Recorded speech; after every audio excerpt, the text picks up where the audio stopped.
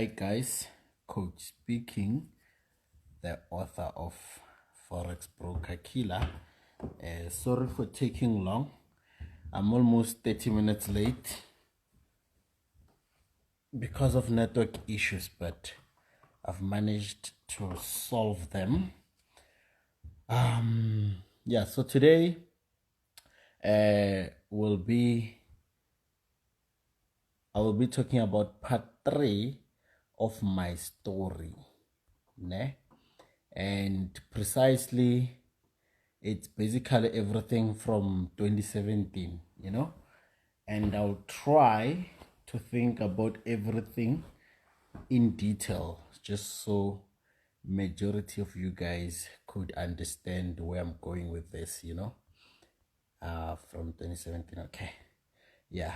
So those who are asking about the song, it doesn't want to pin my comment. So those who are asking about the song that was just playing just not long ago, we were just shooting a music video for it this past weekend. So expect it on national television in about 3 weeks from now, I think. 3 weeks from now, the music video and everything will be disclosed. But nonetheless, I'm trying to pin my comment here. Part 3 of my story from 2017. It doesn't wanna. Okay, yeah. So yeah, it has been pinned. So keep in mind that by the way. Keep in mind that I've actually started from the beginning. That is from precisely 1995 when I was born, and till 2009, I'd say. Then I took another part where I started from like 2010 until 2013, I think. And I started another part from like 2014 till 16. And previously I've picked it from 2016 till 2017, I think. But that was just the beginning of 2017. So I'll just do a recap, And the main reason behind me telling you guys all this is so you could understand who exactly are you guys following, Don't get fooled by the nice profiles you see, the nice cars, houses, and all that. It's bad out there, It's bad out there.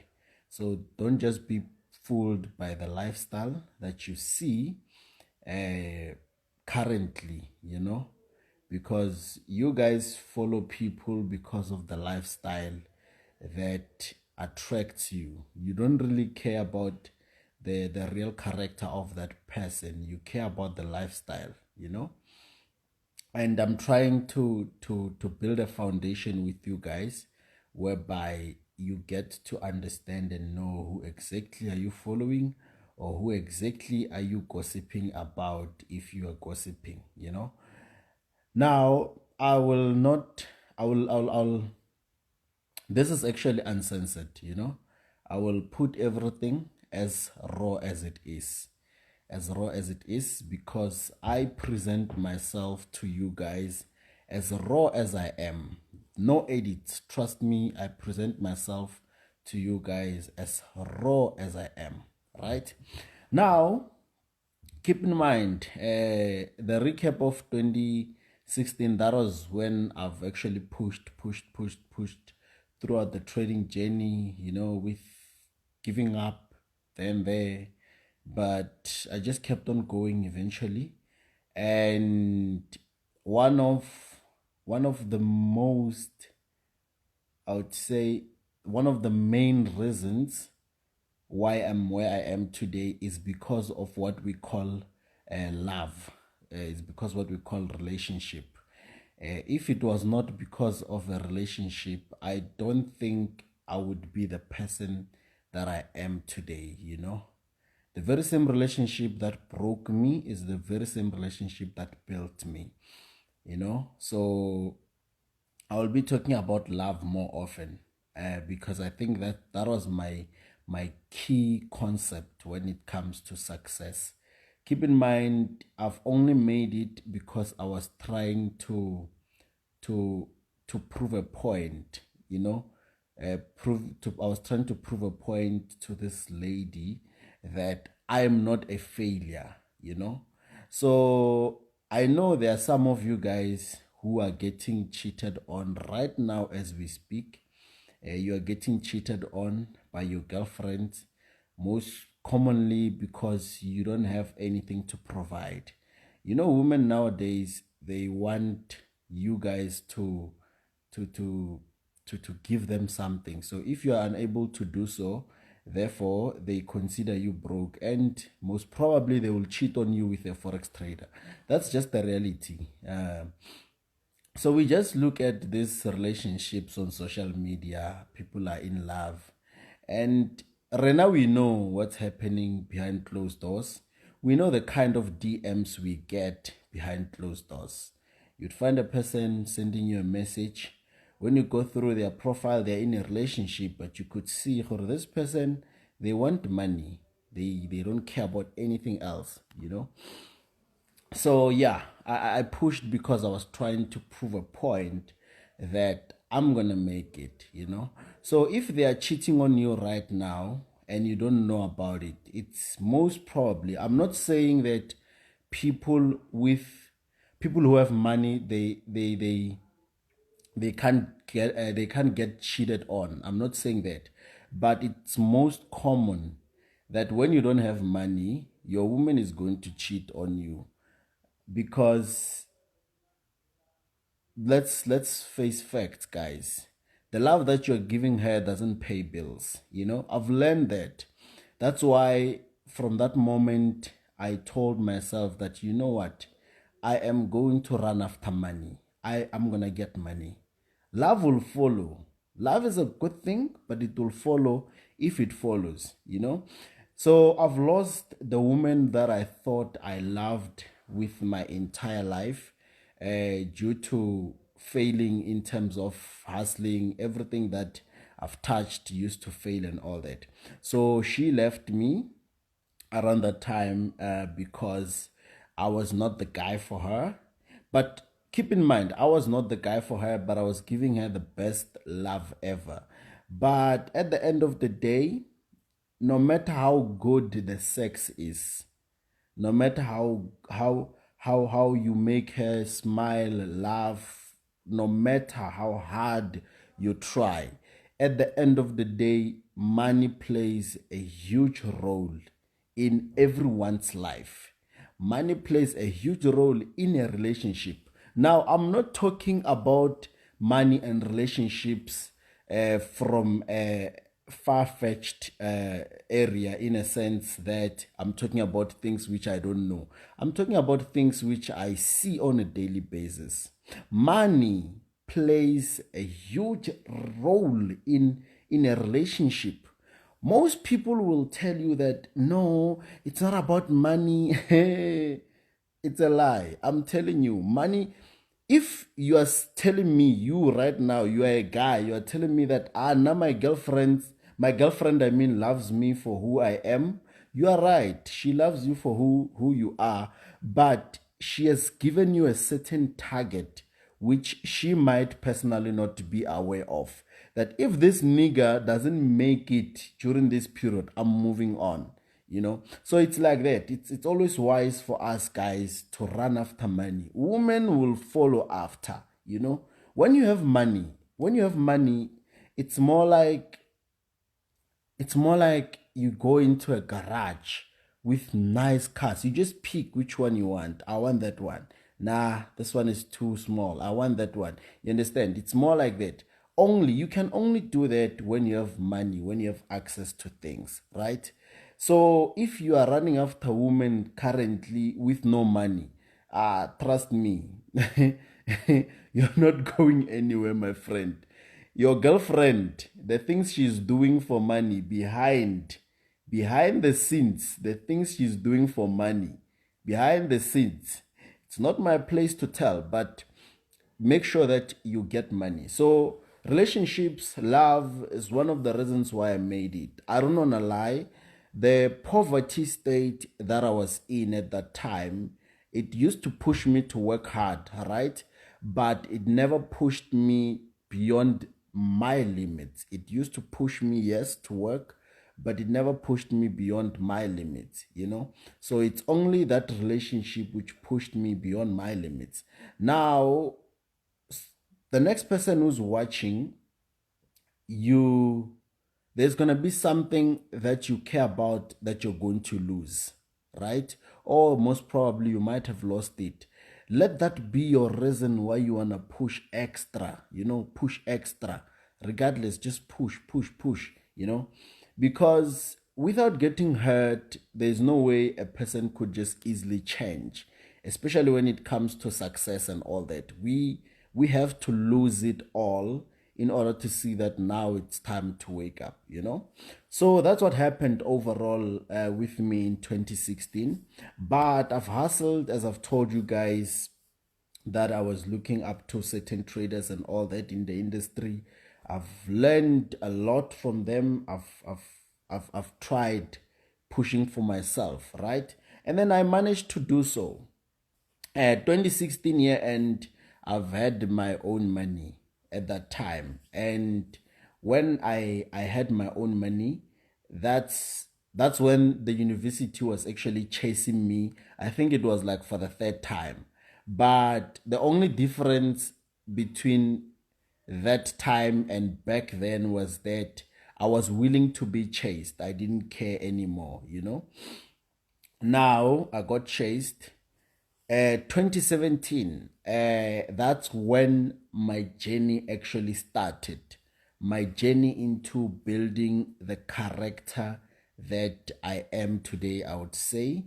my journey of challenges, having to have money for the first time, and all you think of is to go to the Gucci store so that you can buy Gucci and come back and tell witches that you've made it.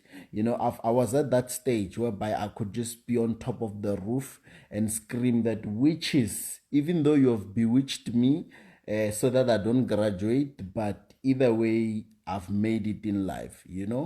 So that was the moment for me in 2017. Now, keep in mind, I've I've I wouldn't say I'm a good liar. But I'm able to maintain the things that I say, especially until at least I get what I want.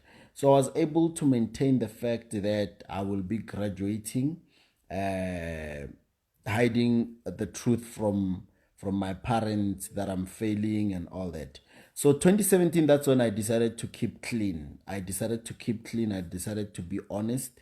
Then I sat down with my parents and I told them that, you know what, parents, I appreciate everything you've done for me, but I no longer want to go to school. There's this thing that I'm doing that is called Forex trading. And, you know, the truth is that I personally think that it's going to take another pandemic, and this time it should be an economic pandemic, for people to accept Forex trading as it is. I think there has to be another economic pandemic that's going to make people understand the importance of foreign exchange market.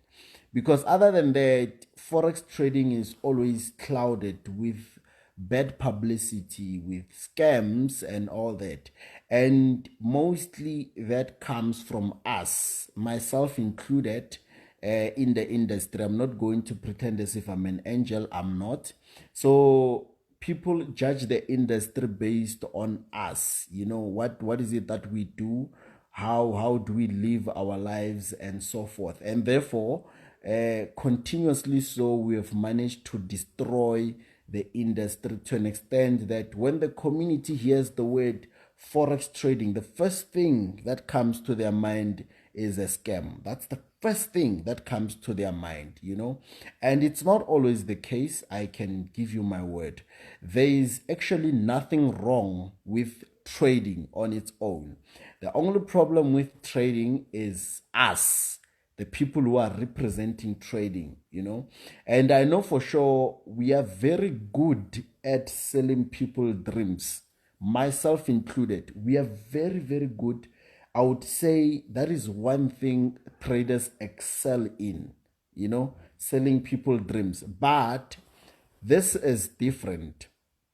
There are traders who sell you dreams directly, and there are traders who sell you dreams indirectly. I'm going to speak for myself. I won't speak for others, right?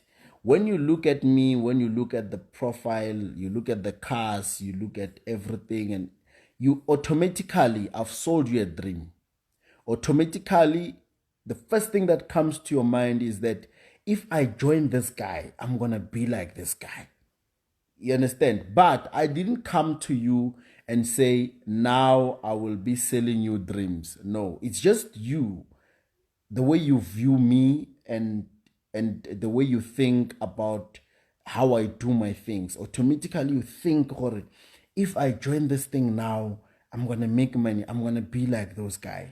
I'm gonna be like this guy, and which is one thing that I've noticed. The mistake that I've done in the industry is that I've went too far in terms of showing you guys the good side of things more, and forgetting that there's also the bad side that you need to know of or be aware of. Because if you know both the good and the bad, therefore you can be able to make a good decision. Most of you guys don't really qualify to trade Forex, honestly. You don't qualify to trade Forex. When I say qualify, I don't mean that you need a certain qualification to be able to trade. No. What I mean by that is that emotionally, you guys are not strong to handle Forex. Forex is I don't know how to describe this, but Forex is like a matter of life and death. That's how crazy. So most of you guys are not ready. This is not for you, honestly speaking, because just one loss already you're going crazy. Just one blowing account, you're going crazy. You know, you start swearing and all that. So this thing needs you to have a big heart. You know, it's not for weak people. That's just the truth. And I'm sorry if there are people whom, when they went to my profile, they actually think that they can be like me. I'm sorry if I've sent you that, I've sold you that dream. I apologize.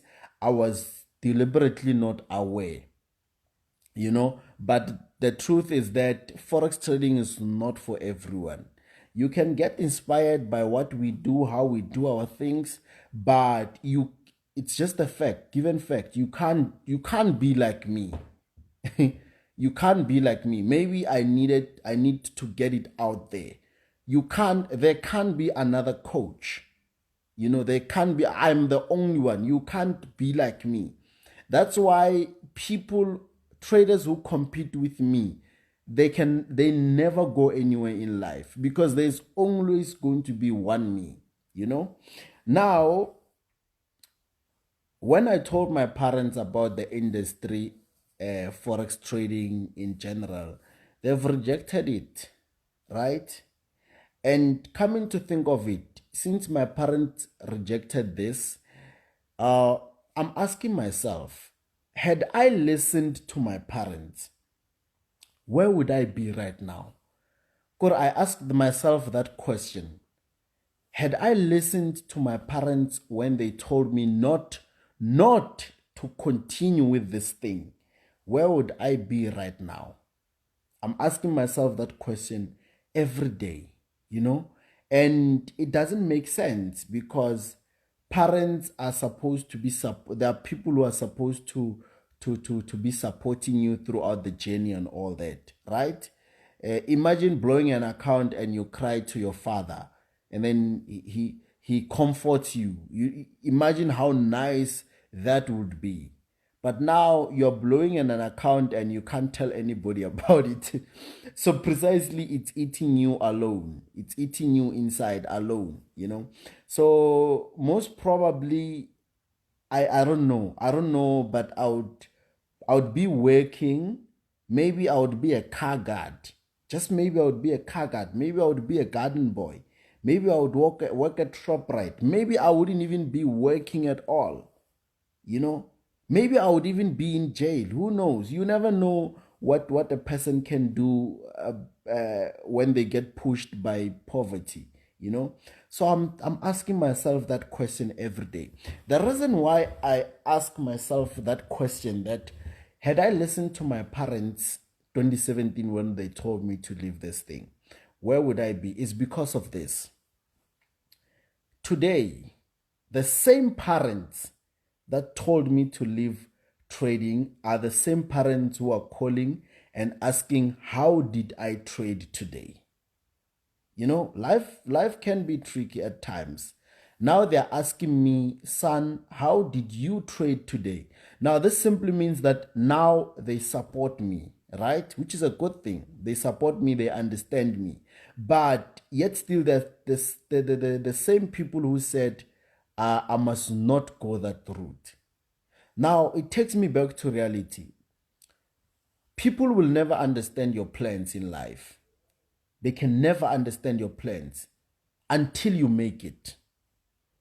Whatever that you're pushing right now, even myself personally, there are certain type of hustlers that I don't understand, that I would never understand. I can only understand when they make it. It's just life. It's just how we are.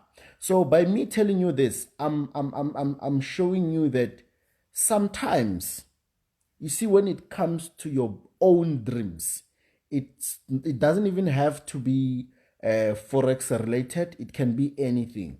When it comes to your dreams, sometimes your own family can block them. Honestly speaking, sometimes, not always, your own family can block them. Sometimes when you go against them, that's when you make it. And sometimes when you make it, they all come back. People go with winners. People go with winners. People don't like losers in general. People always go with winners.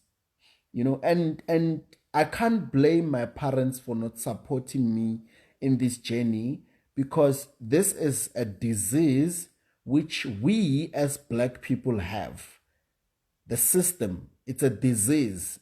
It's given that when a Black child reaches this level, they must go to school, they must look for a job. If they can't find a job, they must look for a job. If they can't find a job after looking for a job, they must look for a job.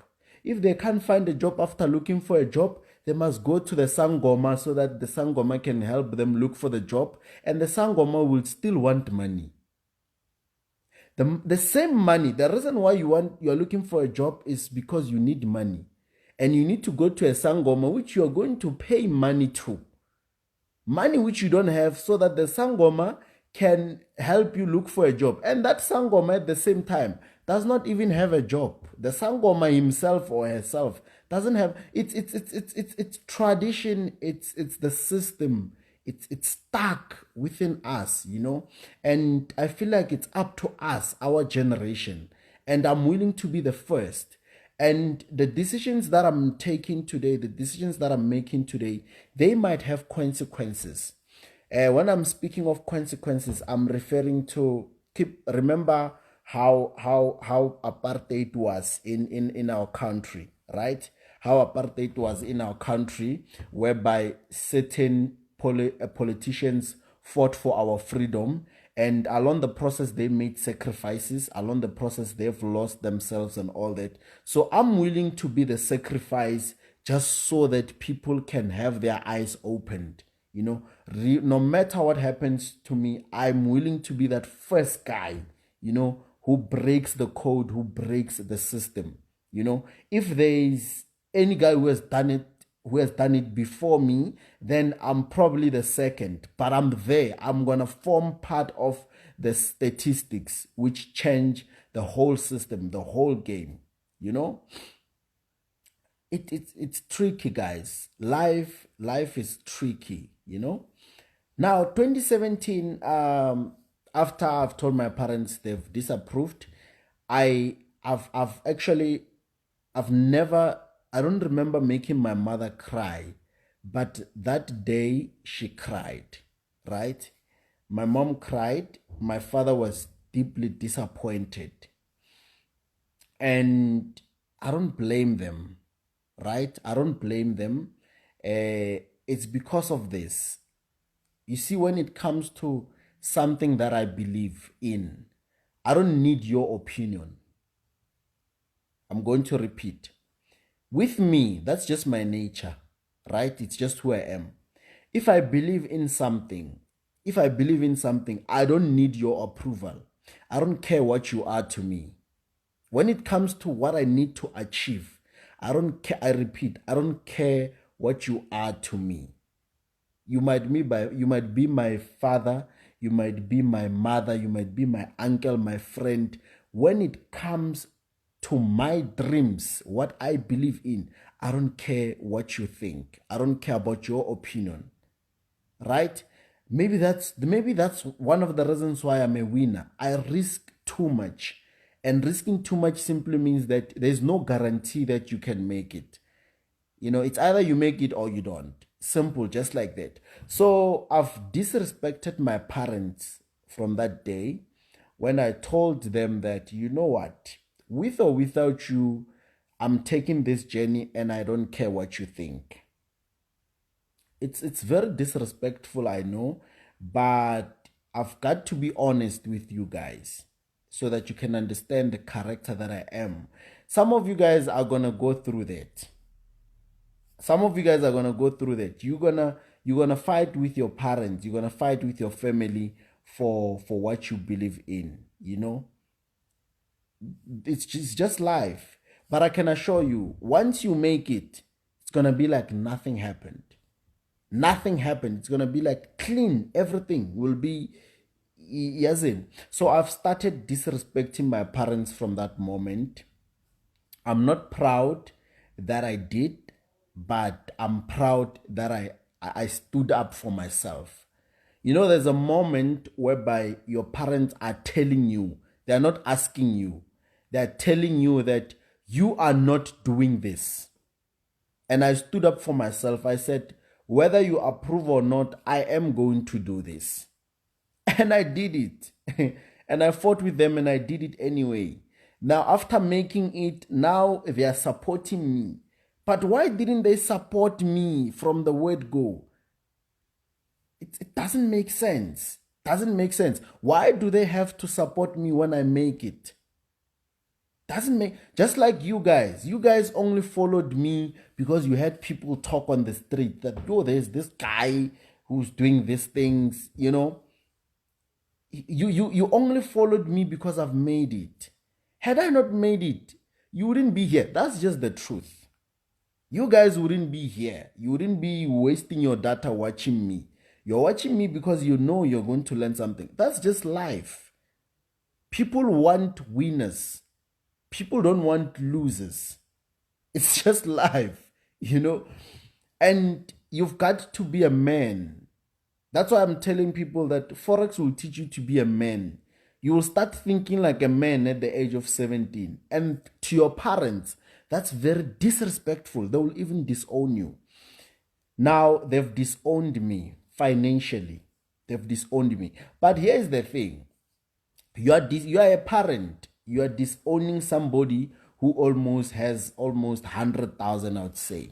So that time I've already had money. So the way they disowned me was a bit different from any other person because they disowned me when I had money, right? They didn't know that I had money. I think if I've shown them money before, they wouldn't have disowned me. But I decided to keep quiet because I didn't know where the journey was going to end. I didn't know where the journey was going to end. You know, I don't want to lie to you guys. There was never a moment whereby I would think that one day I would be the person that I am today. There was never that moment. I don't want to lie to you guys. So I didn't know when the journey was going to end. So I told myself that I'm going to keep it to myself. Now, when we went back to Gauteng, myself and Kgopotso, that time in FBK, there were only 2 people. That time, there was no FBK. I'm only making an example with FBK so that you can understand. That time, 2017 January, there was no FBK. It was only me and Kgopotso, right? So me and Kgopotso had the same goals, the same vision and all that. And my other boys whom we departed, I did explain in the previous video. Now, the whole point of 2017 for me was to make money, right? It was to make money. I'm a sucker for love. I have a very, very good heart for relationships. But from 2017, I actually didn't care anymore. I actually didn't care about relationships anymore. Now, 2017, I was a bit active on Facebook, right? With the new account. Remember, the old one was disabled because of the things that I was doing there. Information is there on the previous video. So I was using this recently created account and so forth. Chilled. Everything was chilled, you know. And when I was busy trading with Kgopotso, the whole point was to save money. We were trading, saving money, because we were staying at a student accommodation that time. It was only the 2 of us, I would say. That's how the legacy started. So we were trading, saving. Every event, when we go with, for example, like 5,000 rands and we make 10,000, we withdraw. 5,000 rands, we make 20,000, withdraw. 5,000 rands, we make 30,000, we withdraw. Then when we lose the 5,000, still we've made more than what we lost. You see, now the reason why I'm telling you guys this method is because most people think that it's fashion or it makes you special to have a Forex trading account which has 100,000. I'm telling you, a Forex trading account which has 100,000, while you yourself, you don't even have 100,000 in your bank account, is just stupidity. That's just the truth. Reason being that the brokers will take it, I mean. They will take it. Whether you like it or not, the brokers will take it. So it's best to have 100,000 in your bank account and have 5,000 rands in your trading account, not vice versa. So these small time traders, they think having a real tag showing their brokers with 100,000, they think they've made it in life. I can make a phone call to that broker personally if I don't like you and you are showing us an account which has 200,000 rents, but you don't have 200,000 in your bank account and you are beefing with me, I can make a phone call to your broker. I will call the owner directly. I will call the owner and I say, there's this boy by the name of this. Please deal with him. He's making noise on social media. Just so I can show you that I can pull strings behind closed doors. That's how far I am in the industry. It's don't never be proud that you have money in your MT4. That is not your money. That is the broker's money. It's only your money when it's in your bank account. That is what I did in 2016. I never deposited 1,000 rands and made 100,000. No, never. Brokers would never let you reach that stage. They would never. But if you deposit 1,000 and make 3,000 withdraw, 1,000 make 4,000 withdraw, when you look at your results, you are sitting on 100,000 from just a mere deposit of 1,000. That's how I've made it. So most people think that they can deposit 500 and get to 50,000. You think the broker is stupid to just look at you deposit. You see, that's why if you can take a look, when I want to buy a car or when I want to invest in something, I can easily do that now because I've got access to real cash.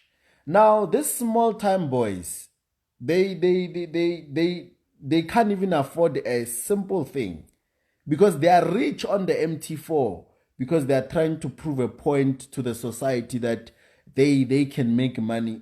It's pointless, dog, to have money on the MT4. That's not your money. Have money in your bank account. Then you and I can talk man to man. You can't be showing me an MT4. That's why I'm telling you. People understand this. I'm so deep in the industry that I can have anything when it comes to MT4. I can have anything when it comes to MT4. And I can have you guys don't understand how deep this is. So the reason why I'm telling you this, when you get inspired by a trader, you look at how he trades, you look at how he makes his money, you look at the type of profits they make. But there needs to be, in real life, there must be something. There must be something. I mean, there must be something, man, that you can see, or this guy is pushing. Because being rich on the MT4, let me tell you something that you didn't know. Anything which you see on the MetaTrader 4 can be faked. That is just the truth. I'm not impressed by a trader who's rich on the MT4 only. I'm not. Because I know it can even write real account live server. It can even write the broker's name. But fake. I know that. I know that. There is no small time trader who can convince me otherwise. It's just the truth. Now, new ones seem to fall for that, They fall for that, for those traps. You'd find a trader having 5 million. A trader having 5 million, no car. Let's just use common sense. Can you be black and have 5 million and still use a taxi? Let's just use common sense, people. Everything on the MetaTrader 4 or MetaTrader 5 can be faked. Everything. Do you guys understand? So never fall for such. Let the trader show you what is it that he has bought. If he has bought a house, you must see that house. If he has bought a car, you must see that car. Whether it's rented or not, at least there must be something. Because people don't understand this. Renting requires money. I don't know. Maybe if you guys don't know. Renting requires money. Renting requires you to have what we call a credit score. Now, you can't afford to rent if you don't have money. That is just the truth. Whether you buy things cash or you have rented them, at least you sure that you can afford. Because as much as we might face the reality, there are people who are saying, okay, the M4 is rented. All right, fine, it's rented. It's good. It's your opinion, right? But I would like you to go tomorrow, go to BMW and try to rent an M4. We will see if you will even afford to rent it. You won't. So renting, at least it's a sign that you have money, you can afford. That is first step. And remember, as people, we have different goals, right? We have different goals. I wouldn't buy something that I know that I will not need forever. Do you guys understand? I only buy things that I know that these are my assets, they will last forever. In terms of alcohol, I can go to a club and rent alcohol because I know it's just temporary. But I can only rent alcohol because I can afford. Now you can't rent if you can't afford. So give credit to people who rent as well. There is nothing wrong with that. They can afford. You can afford. Let them be. At least it shows that they are hustling, they are able to afford something. Renting an M4, every day you have to pay something like 5,000 rents. Automatically, that simply means you have money. If you are paying 5,000 rent to rent a car every day, you have money. If you are paying 100,000 rents to rent an apartment, you have money. Finish and clear. How you spend your money, it's none of their business. You understand? Now, in terms of trading activities, when I was staying at the student accommodation, I've had a fight with the caretaker, right? I've had a fight with the caretaker of where I was staying, and it was bad because the guy didn't like us because he was trading before, he was trading before us. So the guy was trading before us. He was doing his technicals, right? He was doing his technical tradings and all that. So we are like the new kids on the block. We are doing fundamental. He has been trading for years. We are doing fundamental. All of a sudden, we're just making money quick in 1 minute. So almost every Wednesday, we were trading on Tuesdays back in 2017. We were trading on Tuesdays and Wednesdays. Yeah, Tuesdays and Wednesdays. Wednesdays, we were trading meeting minutes under USD, interest rate under USD. And then on Tuesday, I forgot what is it that we were trading. So on Tuesdays and Wednesdays, you would hear us scream, making money. After making money, we withdraw. After making money. Then I told Kuto that, you see, this guy doesn't like us. And he's making our lives difficult. When you are renting, when you are living in someone's shadow, you live and abide by their rules. There's nothing that you can ever do because it's not your place. So we were renting at the student accommodation. I told Kutu that, boy, let us get our own house, right? Let us get our own house so that we can get out of this abuse that we are in. And then we agreed, and then we drafted down a trading plan which had results. The aim was to make at least 300,000 rands. That was the aim at that time. We've drafted down our trading plan. We've splitted our money the way we wanted to, and that was our plan, and then we pushed. Now here's how FBK was born, or let me rather say, here's how I got out there, out there, being known as that Forex guy. So one time I was trading, still in the student accommodation. So when I was trading, it was on a Wednesday, I think. I was trading a USD interest rate. Now, when I was trading USD interest rate, I've recorded the video. When I recorded the video, I've posted it on Facebook. Remember, at that time, I didn't have followers, right? At that time, I didn't have followers. I didn't really care about followers. FBK was not entirely born. Me trading was based on my surrounding, the people that I was with at that time, right? Now, the video went viral on social media, especially KZN. People started sharing the video and so forth. So everybody wanted to know, who is this guy? Who is this guy? Why does he trade like that? Because I've made money. I've doubled the account in just like less than 20 seconds. It's something that traders at that time haven't seen before. They were amazed. They were like, who is this guy? Who is this guy? So they would come to me and say, dude, teach us how to trade, And when they went to my Facebook account, they found me as, I think I was CT coach Tsekeleke at that time, I think. So that's how the name coach started growing in the industry. They're like, hey, dude, teach us. And I've taught them, but teaching them was not really showing them everything from the start, because we are talking about existing traders, people who already knew what Forex is, but they were doing the technical side of it. So I brought in the fundamental side of it in a different manner. Now, after that, people started asking, what is it that I'm doing and so forth. So I shared with people at that time. I told them, this is what I do, this is what I do.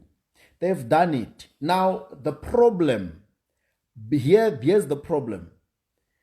After teaching them for free, keep in mind, teaching them for free, those niggas in KZN, they took everything that I taught them and then they started selling it. That was where the problem started now. You come to me and you say, coach, teach me how to do this thing. I teach you for free. Keep in mind. After that, you are taking what I taught you for free, and then you're going to sell it to people in KZN, 5,000. You are selling my work. That's when I noticed that the industry can be cruel at times. You teach people for free and they don't respect your work. And that's how FBK was born. It was not entirely my plan. Just like these small boys who just look at coach. They look at coach, they look at FBK, then like, tomorrow I'm opening an institution. Then tomorrow they open an institution. That's why they will never go far. It's because they are opening that based on competition. Never compete with anybody. Never. Be yourself. So that's how FBK was born. That's how FBK started. But obviously, at that time, FBK started small. Now, at that time, joining FBK was 25 rands. 2017. Joining FBK was how much? 25 rand, like 1 rand, 2 rand, 3 rand, 25 rand at that time, So that's how I got in the industry. And then I made more videos trading, and all that. I started small, very, very small. Now, the problem begins with black people in general. A black person buys this thing for 25 rands. After buying for 25 rands, they are going to sell it for 5,000 rands. You see, that was the problem that I've had with this KZN niggas. Remember, I was dealing with KZN niggas at that time. It was KZN only. Gauteng, other provinces didn't really know much about trading. You know, if there is any province that is top of the range with new scams, new updates, anything which has to do with quick money, it has to be KZN. I've got to give those people a cup. You know, even Triple M, they were the most participants. Even WhatsApp gifting, there's this thing called WhatsApp gifting that's rotating. I don't know where does it origin, but I know it KZN somewhere somehow. There's KZN involved. So I've got to give those guys credit. KZN people are hustlers, you know. I love how they think. They are hustlers, you know. So that's the famousness of forex trading and the bad publicity of forex trading originates from KZN. That's another problem. And then it originated from KZN, and then it came to Gauteng, and then it spread just like coronavirus to other parts of the country. But it started in KZN. So that's how FBK was born and so forth. Keep in mind, I don't have a house at that time. I don't have a car. Keep in mind, I can afford Gucci at that time. I can afford LV. I can afford buying champagnes, but I didn't do any of those things. You see, here's something with God. I don't know if it's true, but it's my opinion, and I think it's true. It's my opinion, by the way. Here's something with God. I think God is going to be testing you with just small amount of money just to see your character, you know. And God constantly tested me with more money just to see my character. I mean, I would have bought Gucci from the first time I made my first 10,000, but instead I've saved it. I would have bought Gucci when I got to 50,000. I would have bought Gucci when I got to 100,000, but I was stingy at that time, very, very stingy, you know. Now, God is giving you just 1,000 rands right now. Out of luck, you can't even use it. How do you expect to learn how to use 100,000 while you fail to use 1,000? Just a simple thing. Keep in mind, I only got to 100,000 because I learned to manage my money from 100 rands. Just 100 rands. Now, if you get 1,000 rands just now, I'm sure some of your neighbors won't even sleep. They must feel it that you have 1,000. And the truth is, what is 1,000 rands, people? What is 1,000 rands? You will be making noise about 1,000 rands. So if you want to get more money, learn to respect money from 1 rand. From 1 rand. Learn to respect money from 1 rand. Because 1 rand is going to take you to 100 rands. 100 rands is going to take you to 1,000. 1,000 is going to take you to 10,000. 10,000 is going to take you to 100,000. I didn't get to 100,000 from 100,000 deposit. I got to 100,000 from 1,000. And throughout that step, I've been withdrawing every single cent that I've made as profit. It was a withdrawal. I was processing withdrawals all the time. Now, God is giving you 1,000 rands.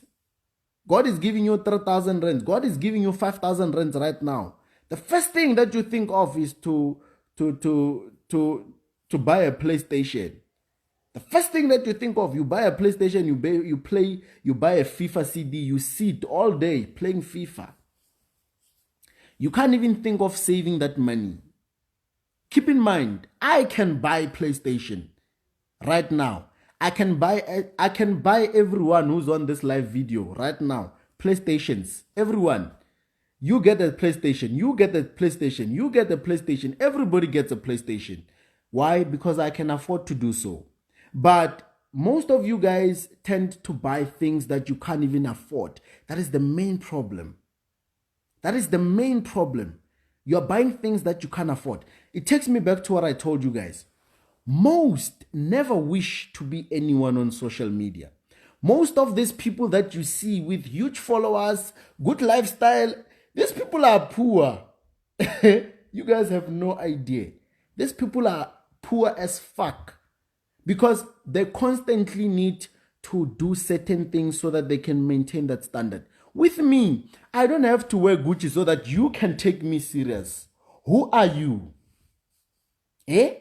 Who are you? Why must I impress you, Nje? You. Why must I go to Gucci, buy Gucci so that I can impress you? The reason why I'm buying cars is not because I'm impressing you. I'm doing it for me. By the way, just don't misinterpret the situation. I'm not buying cars to impress you. If I buy an M4, it's because I wanted to buy an M4. I didn't buy it to prove a point to you. Who are you? Why must I prove myself to you? Eh? So most people are doing things to constantly impress others. And the most stupidest thing one person can ever do is to impress a poor person. Not in a bad way. But you can't want to constantly keep on impressing poor people. Come and impress me. Then you might gain something in life. Impress me, you might gain. What's the use of impressing poor people? You are now impress poor people. What are you going to get out of poor people? You will get nothing. You'll get poor mentalities. That's the only thing that you can ever get. But impress me. Impress me. I'm telling you, we can have business arrangements. We can have business deals. You understand? So it's very important to study where you impress. It's very, very important. Now, every cent matters. You need to save people. I don't need to save. And you don't need to tell me what I must do with my money. If I was able to make 100,000 from 1,000 rands on my own without you, what makes you think you can be my financial advisor right now? Now I've been there. I know money. I can't have 100,000 and get naked. I'm used to that. You know, I'm used to that. So you must respect one rent. You must respect one rent and stop doing things to impress people who don't add value in your life. Stop doing that. Come on, people. I've been looking at the traders. I've been looking at traders. Most traders would be very far as we speak. They would be very far. But here's one problem. They're doing things to impress. They're doing things to compete with me. Could I just look at them? They go to clubs, they swipe 300,000. 300,000 rents. That time, that person doesn't even have a house. That person doesn't even have a car. They are not doing that to make themselves happy. No, they are doing that to prove a point to people that I can spend more money than coach. You will get to that club, spend 300,000 to impress people just so you can show them that you have more money than me. What you don't know is that the following day, the owner of the club will call me and say, Coach, come take your share. What if I own shares in that club? How stupid are you? Yeah? But nonetheless, we all make our own choices. Now, 2017, I've told Betwell, my manager, my current manager, I've told Betwell that, Betwell, since you know that I'm no longer into music anymore, now I'm pushing Forex. Come and join me. You know what Betwell said? He said, aye, Mfana, I'm not coming there. That thing is a scam. You see, the very same Betwell that you know today, he said that's a scam. I told Vincent, the Vincent that you know, I'm like, Vincent, I'm pushing Forex, my boy. Come, let me show you how this thing is done as family. Vincent said, Mfana, that's a scam. I'm not coming there. It's a scam. Now, it's because of this. Everybody says Forex is a scam until it works for them, which makes sense. I mean, you didn't just believe something that never worked for you, right? So we can't really blame them. Fosh, Leflawanolo, I told him. From 2016, Fosh, I've told him in 2016. I was like, Fosh, come boy, let's push this trading thing. Fosh said, it's a scam. I'm talking about my current partners. They all said it's a scam in the beginning, right? We can't blame them. At that time, Betwell was a rugby player. Betwell was playing rugby. You see how fat he is now. It's because he was drinking. When I was trading, Betwell was drinking a thing called USN. USN, it's like supplements. They make you fat. So when I was trading, he was drinking USN. When I'm trading, he's drinking USN. So he got big, he got very, very big. He was playing rugby at that time. He actually thought that someday he's going to play for the national Springbok, what. He was playing rugby Betwell. I told him that, you see this rugby thing of yours, you are running after 6 packs. I'm telling you, my boy, 6 packs don't pay bills. Leave that thing. And he's like, I'm fine where I am. I'm like, okay, sharp. Now, that time, I didn't have a house. I didn't have a car. Yet still, the current partners that I have already knew. They already knew what I'm doing. But they all said it's a scam.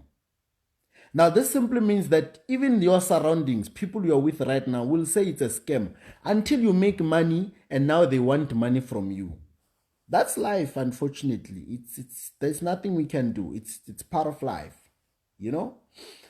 Now, God answered our prayers after trading, and we've managed to get our own house.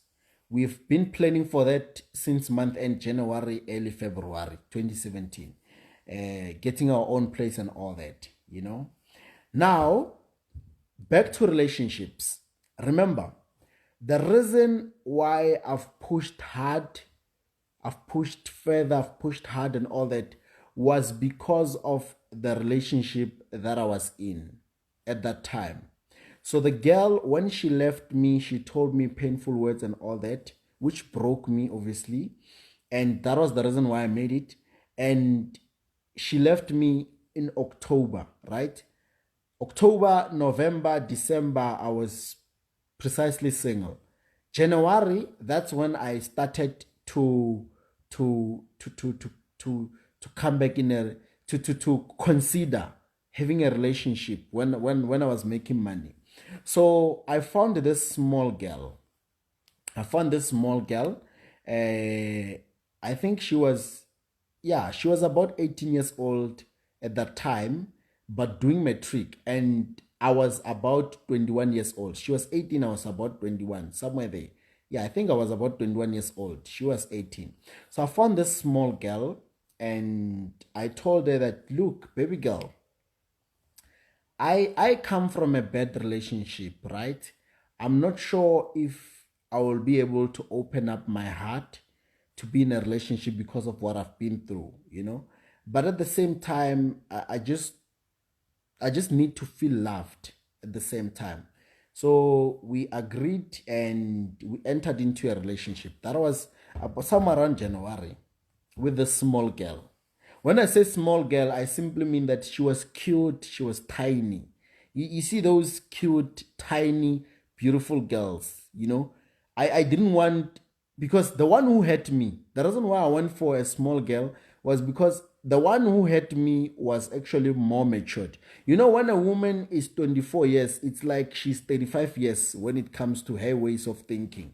So I told myself that, okay, let me get someone younger so that I can, you know, I can be able to feel like a man when I'm with them.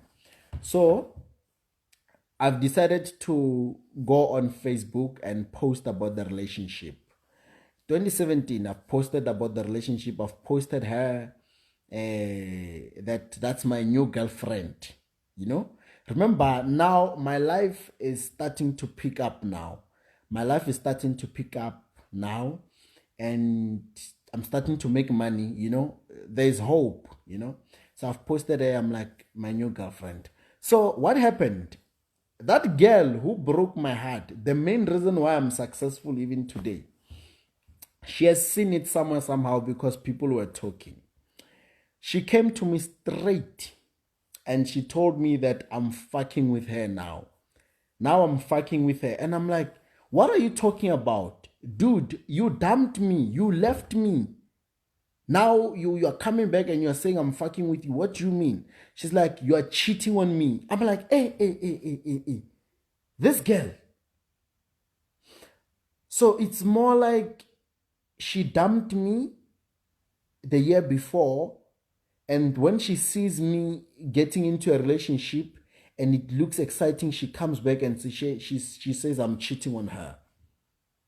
And I was like, what the fuck? What do you mean I'm cheating on you? She's like, you know what? You are going to dump that little girl right now. Now I was caught up in a difficult position. Now, keep in mind, people, keep in mind,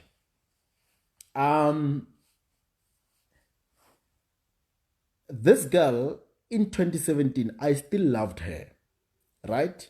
I still loved her. I just didn't like what she did to me. I just didn't love what she did to me, but I still liked her, right? So she comes back and she says that she didn't dump me. Number one, she didn't dump me. She only said that she wants to take a break. And I'm like, Mihlola Jesu.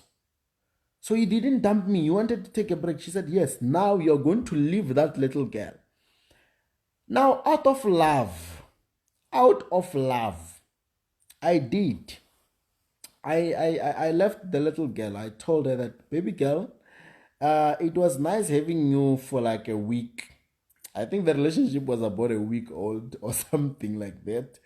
It was nice having you for about a week, but I've got to end this. You know, I think I'm not healed enough to be in a relationship. That time I'm lying. That time I wanted to get back with the one who hurt me. You see, I've been asking myself that why you guys know that gender-based violence is a very sensitive issue in our country right now. Men are abusing women, it's a reality, right? And it is very unfortunate that there are men who do that. So there are men who abuse women. After they abuse women, the very same woman who was abused, would go back to the abuser. You know, I've always thought those people are stupid. Somehow. I mean, a man abuses you, he beats you, everything. But at the same time, you go back to him again. You know, I just never understood that scenario. It doesn't make what the man is doing to you right. It doesn't make it right that he abuses you or anything. But you having to go back to the very same person who's abusing you, I just don't know. That was me. I did the same thing. The same person who broke me apart, I went back. The biggest question is, was it love or was I just being stupid? You guys will decide whether it was love or I was just being stupid at that time. We got back together. But I'm going to tell you this. Guys. Ladies, if we have ladies in the house. Ladies, if we have ladies in the house right now. You have a boyfriend, right? You have a boyfriend, and I believe you love your boyfriend. And you have been with the guy for the longest time, if possible, if it's not recent. And the relationship is doing good and all that. But I want to tell you something. You see, we men have a serious problem. I've seen it with me. You are with a guy, you do everything for him. You buy him underwear, we call it underpan. You buy him underpan. You take care of your man. He has nothing, by the way. Let that nigga get money. Ladies, I'm telling you this. Let that nigga get money. Let that nigga have money. You will see his true colors. You will even find out that you were never your boyfriend's type. He was only with you because you couldn't get Beyonce at that time. That is just reality. And most men are not aware that they are even like that. If you don't have money, chief, you are a man, you are listening. If you don't have money and you think you love your girlfriend with everything that you have, you think you love her because of the state that you are in or the condition that you are in. Chief, get 100 million the following day. You and I can bet you are going to take out colors that you never knew you had, or you're going to do things that you never knew that you are capable of because of money. I've seen it with me, right? Keep in mind, all this time, I thought I can't live without this girl. I thought I've made up my mind. But when we got back together, things were totally different. I've realized that, actually, I didn't really love this girl as much as I thought I loved her. I was just desperate because of the current poverty state that I was in. You know? And now it's not fair on her because now she's way into me. And now I'm slowly fading away. After getting back together, I'm slowly fading away. And I'm fading away because I have money now. You see, when you have money, you see better things all the time.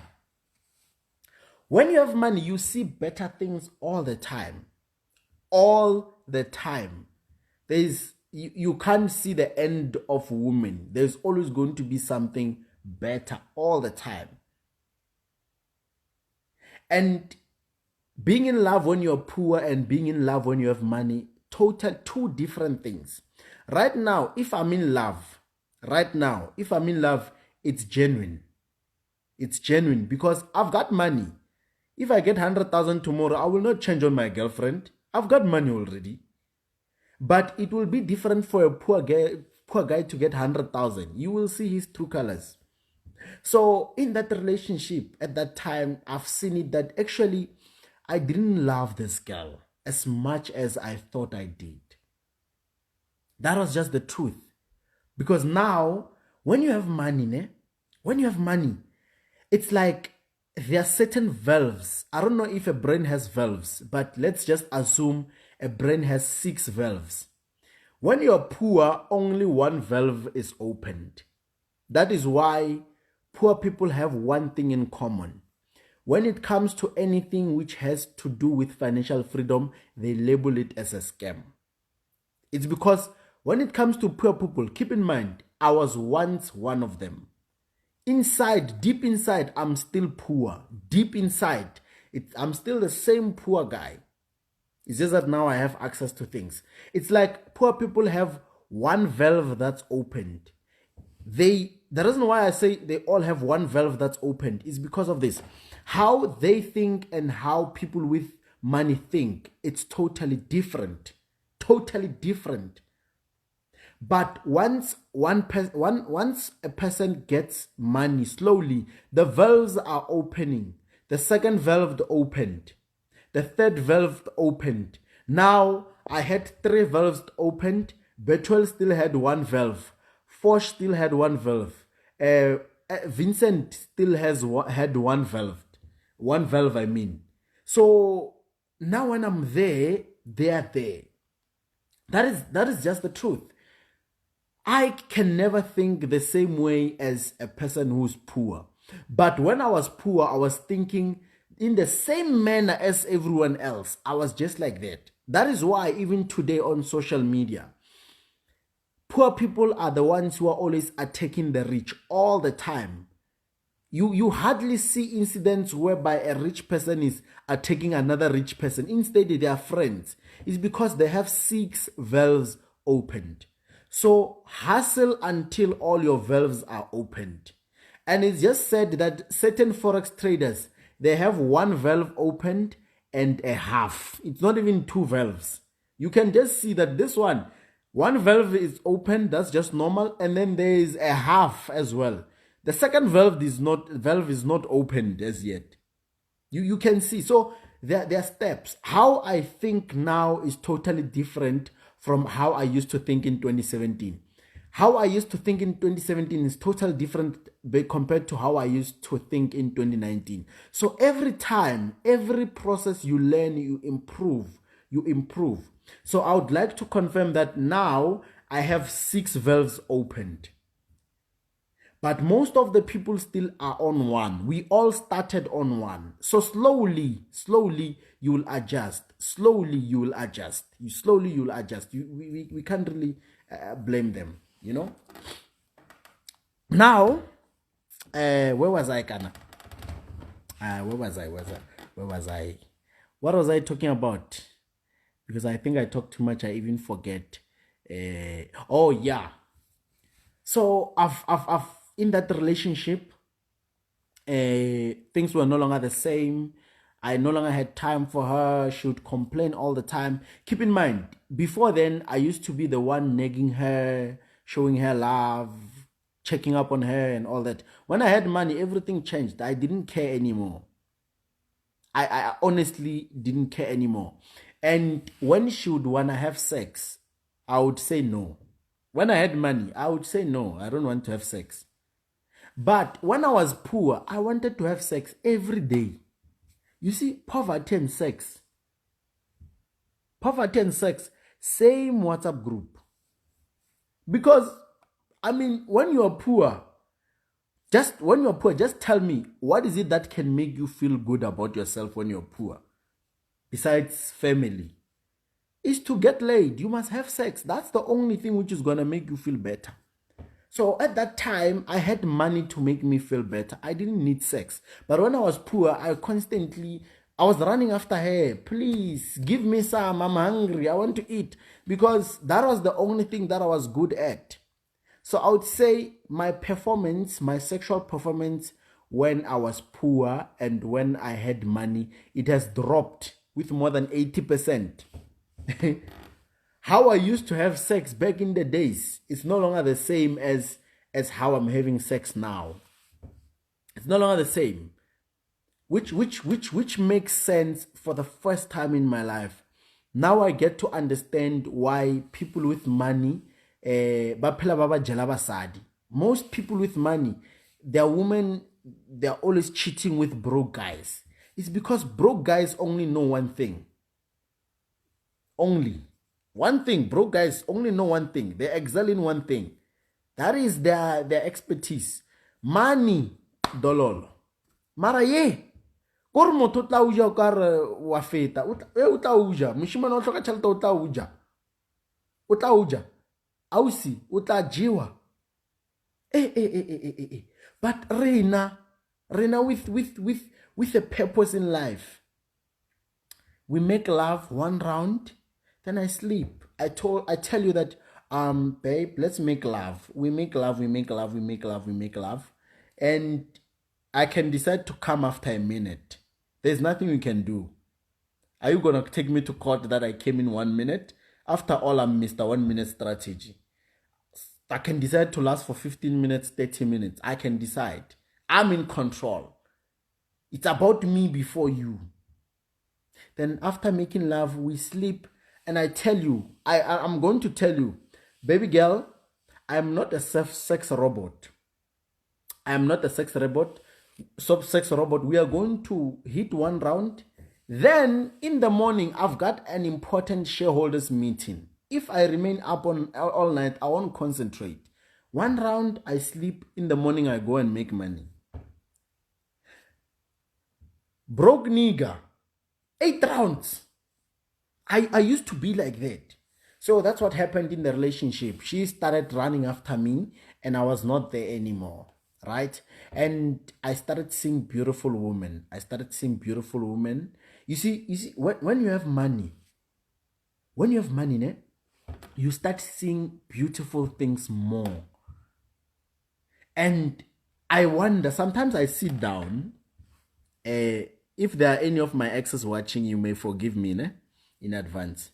Sometimes I sit down and I think, I'm like, what did I see in this person? Have you ever asked yourself that question? Like, what did I see in this ex of mine? Because when I take my memory back there, I used to think that this person is the most beautiful person I've ever seen. But when I had money, I've noticed that, and like I was dating, no, this person is fucking ugly.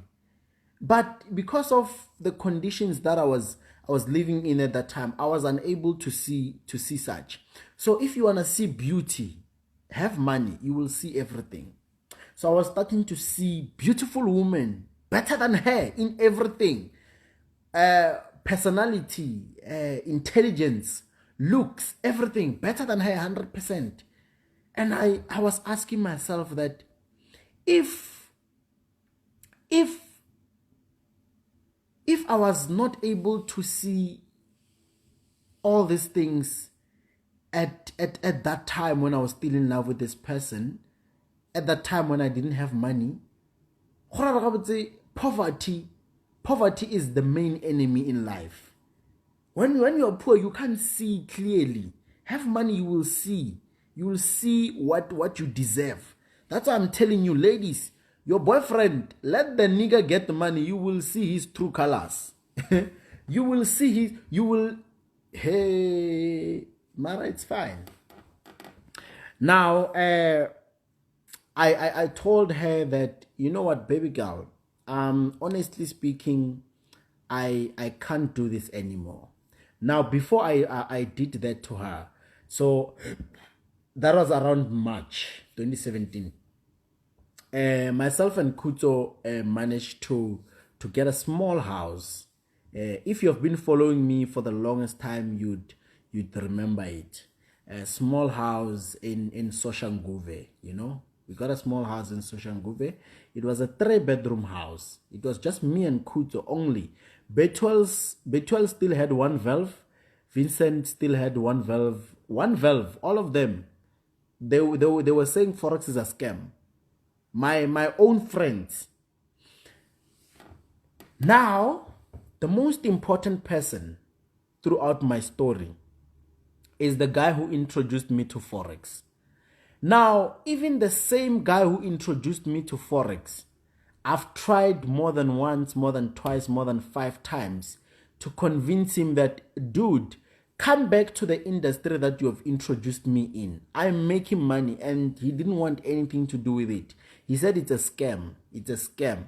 He didn't want anything to do with it. The same person who introduced me to Forex the first time didn't want anything.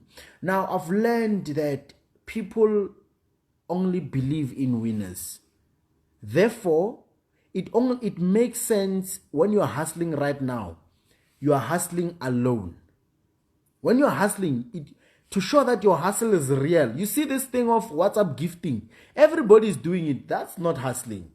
The true spirit of hustling, only you need to understand. Not even one person has to understand why you're doing what you're doing.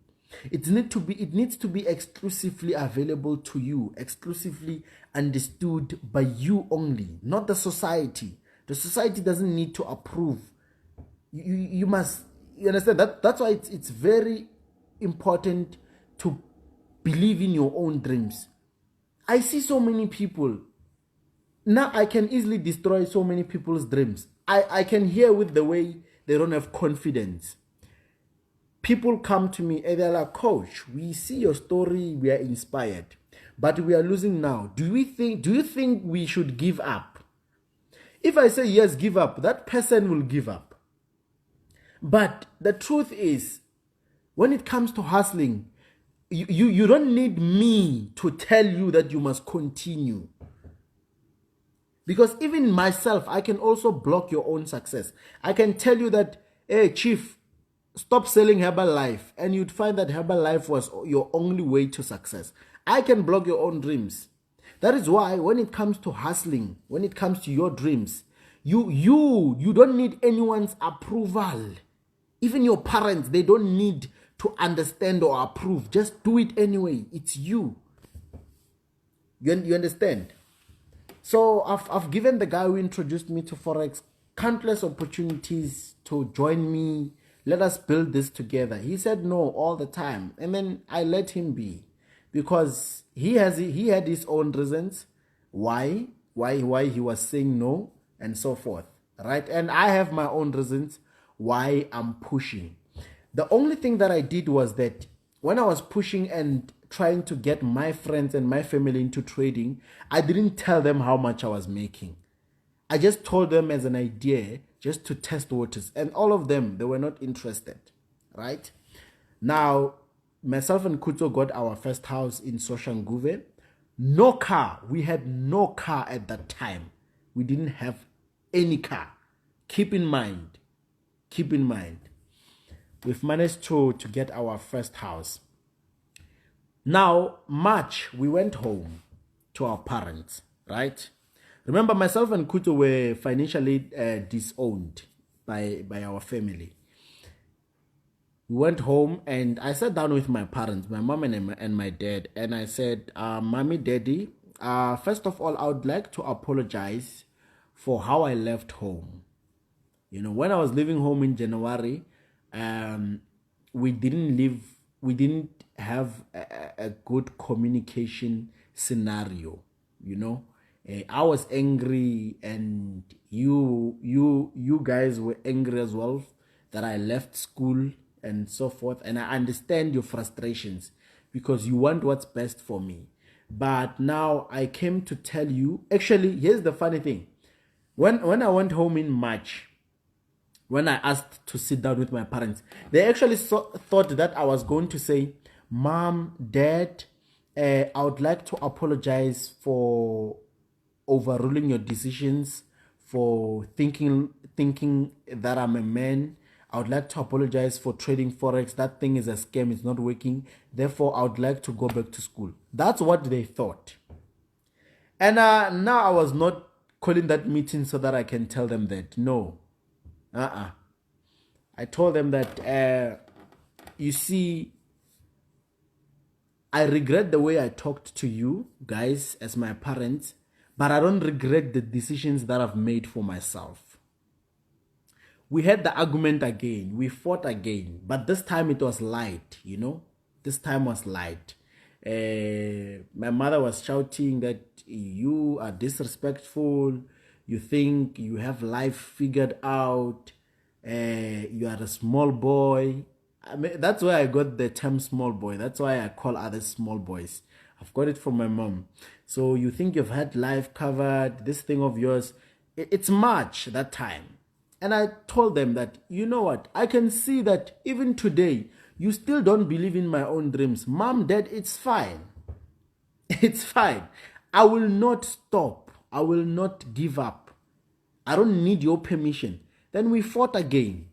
Imagine when I was trying to fix things, they were still protective over the decisions that I've made. You know, they've even wanted to call this. You know, in the family, there's always that uncle. You see that uncle whom when they say we are going to call Uncle Banbani to talk to you, then you become intimidated. Yo, they're going to call. They did that to me. They said we are going to call Uncle Banbani, and I said call him.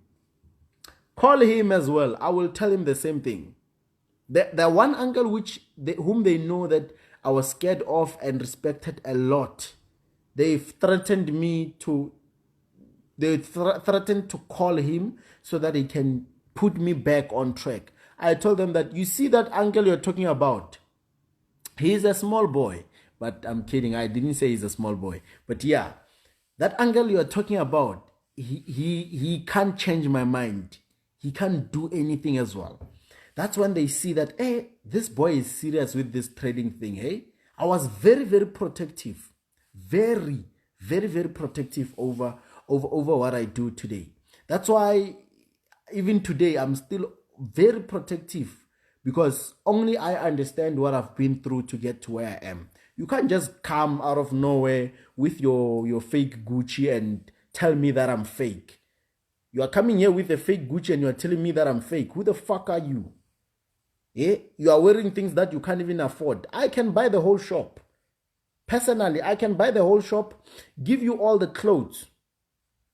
After 1 week, I come back and I take all my clothes and I donate them to charity. It's very important to study a person's character before you conclude, right? Now, the conclusion of the argument with my parents was that, Mom, Dad, we have managed to get a small house. Therefore, we will no longer stay in student accommodation. We'll be staying in our own home. We'll start paying our own water and electricity bills and so forth. They were just looking at me. You know, that moment when your parents are disappointed in you. That was me at that time, 2017, March. They just looked at me as if I'm crazy. How can your son, but coming to think of it, I understand their frustrations. How can your son leave home for like 2 months? And your son is saying that he's making money on the phone. All of a sudden, he's telling you that he's getting a house. What the fuck is that? How is that possible? You know? So they looked at me as if I was crazy.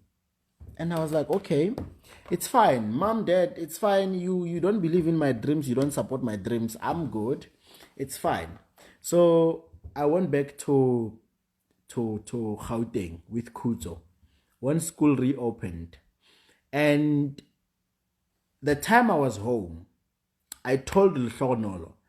Lehlonolo, remember, it's Fosh. It's that guy who had one valve.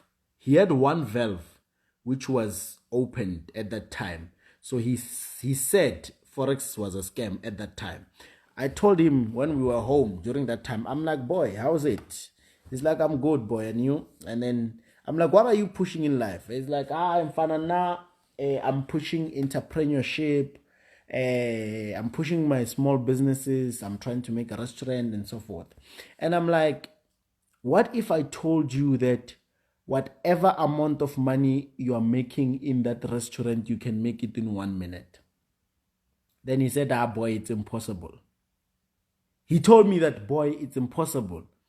I'm like, Mfanaga Fosh, how much are you making in that small business of yours? He's like, it depends. 5,000 in Leon, I can make like roughly plus or minus 5,000 and so forth. I'm like, 5,000 in a month. And then he's like, yes. I'm like, what is your dream car? He says, my dream car is a Wild Track Ranger. I'm like, do you think you can buy a Wild Track Ranger with 5,000 as your overall gross profit? He's like, no. I'm like, boy, let me show you how to make money. I traded with him once. You know what I did? It was NFP, I remember. We were at my house. He didn't understand anything. I deposited money right in front of his eyes. I'm not sure, but I used lot size 10. That means that it was a deposit of about $1,000.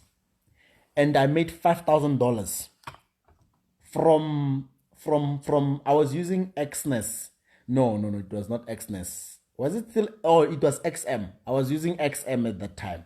I deposited $1,000 and I made $5,000 in just 1 minute. 1 minute, like it's more like 15,000. From 15,000, 30, 45, 60, 75. I made 75,000 in 1 minute, right in front of his eyes.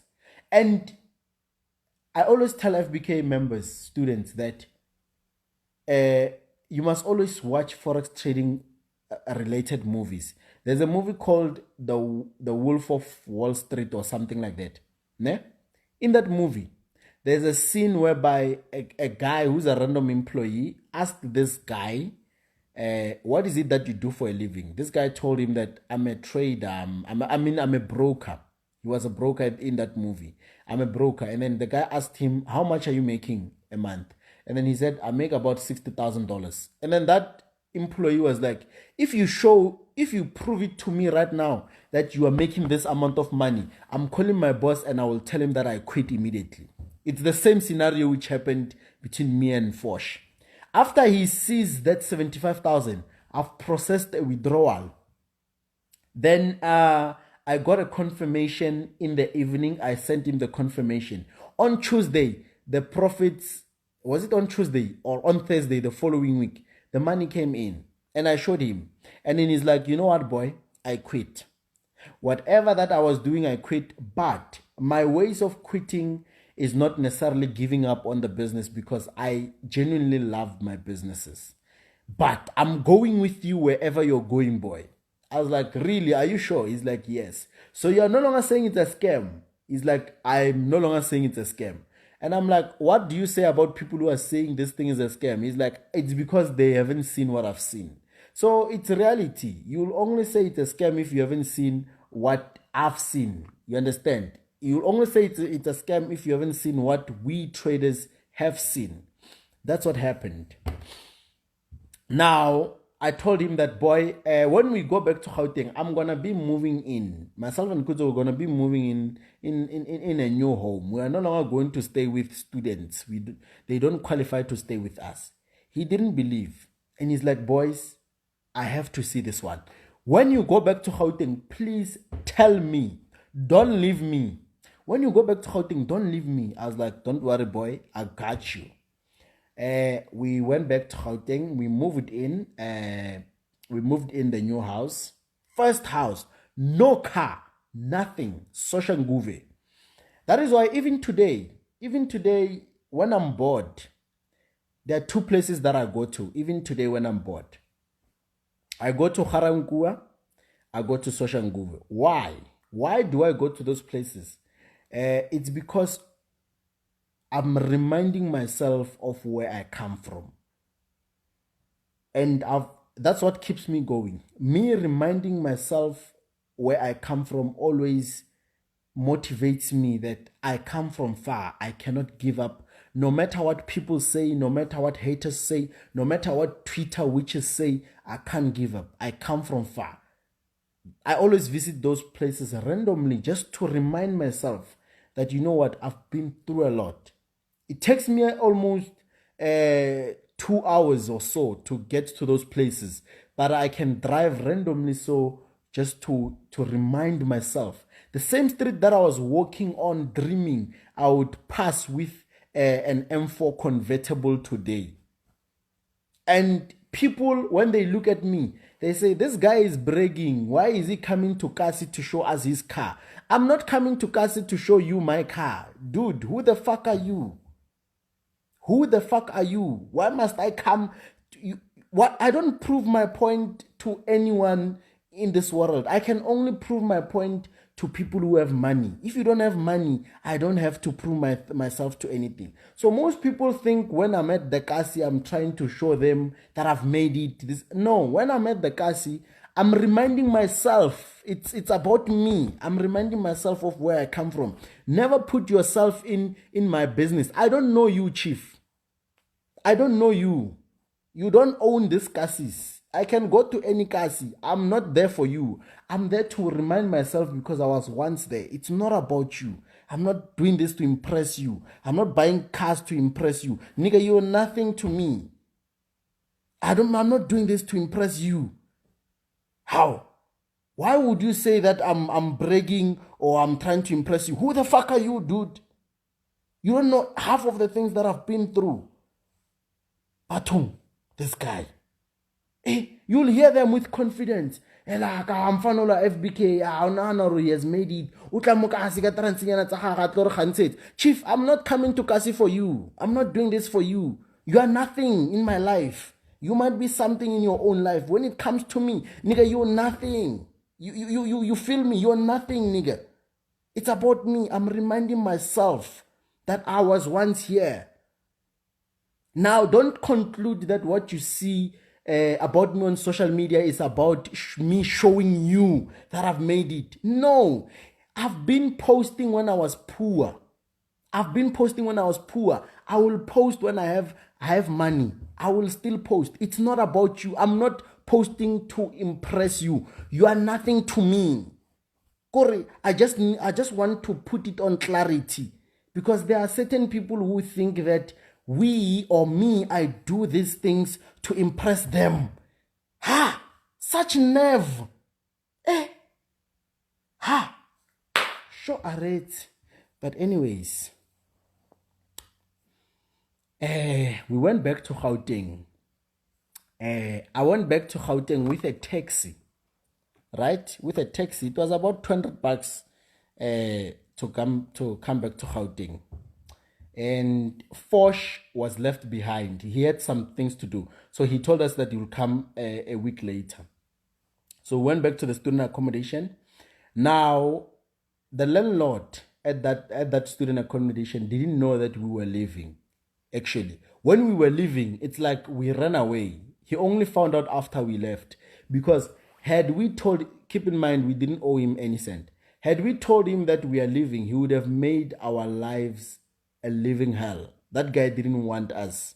So we pretended as if we are going to stay with him forever, while we already knew that we've got our own place. So we've managed to get a small house in Sosha. We went back to the accommodation for the last time. We were there for the last time. Then after that, we moved. We got in the accommodation, the new house. We got out of the accommodation and we got in the new house. Right?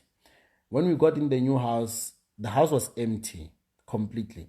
The first time when we slept in our new house, myself and Kuto, there was no couch, there was no TV, there was no bed. Literally, we slept on the floor. We slept on the floor. And the reason why we slept on the floor was because we didn't have money to buy furniture, right? We couldn't afford to buy furniture at that time. So 2 days after or so, or was it on the same day we moved in? I'm not sure. Fosh came, and then we moved in together. So we slept on the floor together, just the three of us, sleeping on the floor, talking about our plans. Keep in mind, I was starting to become famous slowly. I was starting to become famous, but it was nothing serious. It was nothing hectic. And at that time, I didn't even have Instagram. I don't remember, but even if I had Instagram, I was not active there. I don't remember, but I doubt I had Instagram at that time. Now, we slept on the floor in our house for about 2 full weeks, And I remember day two, no, was it within the first week? I wanted to get laid. I wanted to get laid.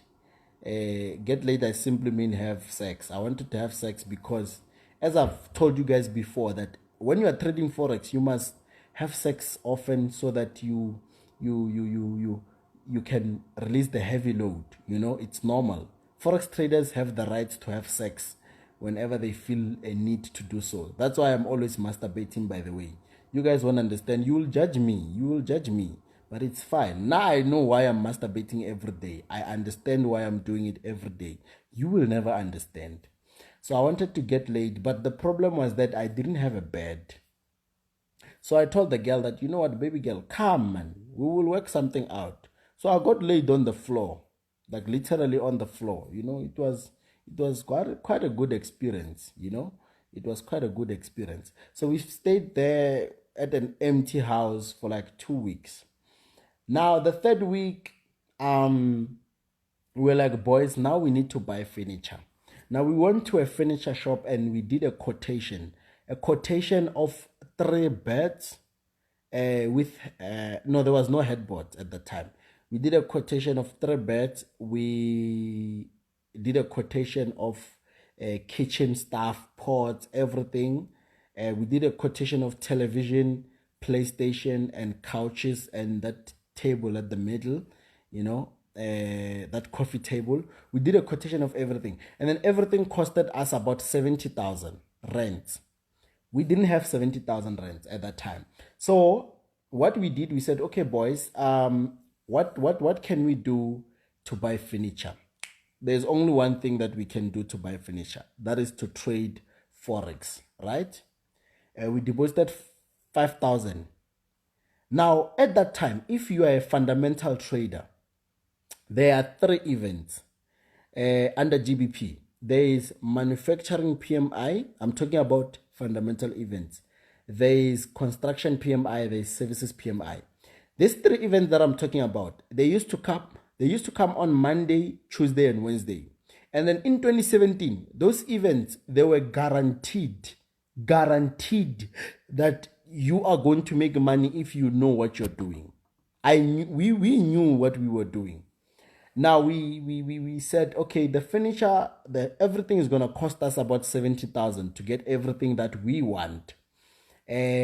What is it that we need to do? And we deposited 5,000 rents into XM account, and then we traded. Now, when we were trading, here's the thing: when we were trading together on one account. Like, it's more like we were analyzing together. Like, this is what we need to do, and back and forth, we were doing it together at that time. So we've managed to make 80,000 in 3 days from 5,000 rands. After that, we've withdrawn everything. After that, we've withdrawn everything, and then we went straight to the finisher shop when the money got in. The money took about 5 working days, I think. When the money got in, we went to the finisher shop. We bought full finisher for our home. Everything was proper. Now we are having finisher.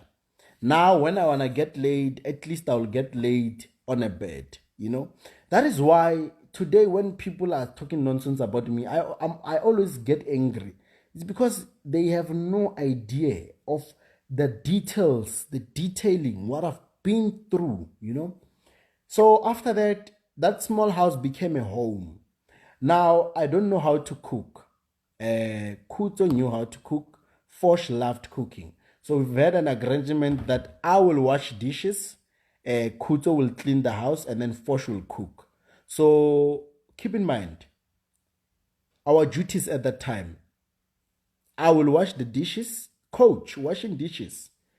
Fosh will cook, and Kuto will clean the house. So daily duties. Breakfast, everything Fosh. Cleaning, it was me.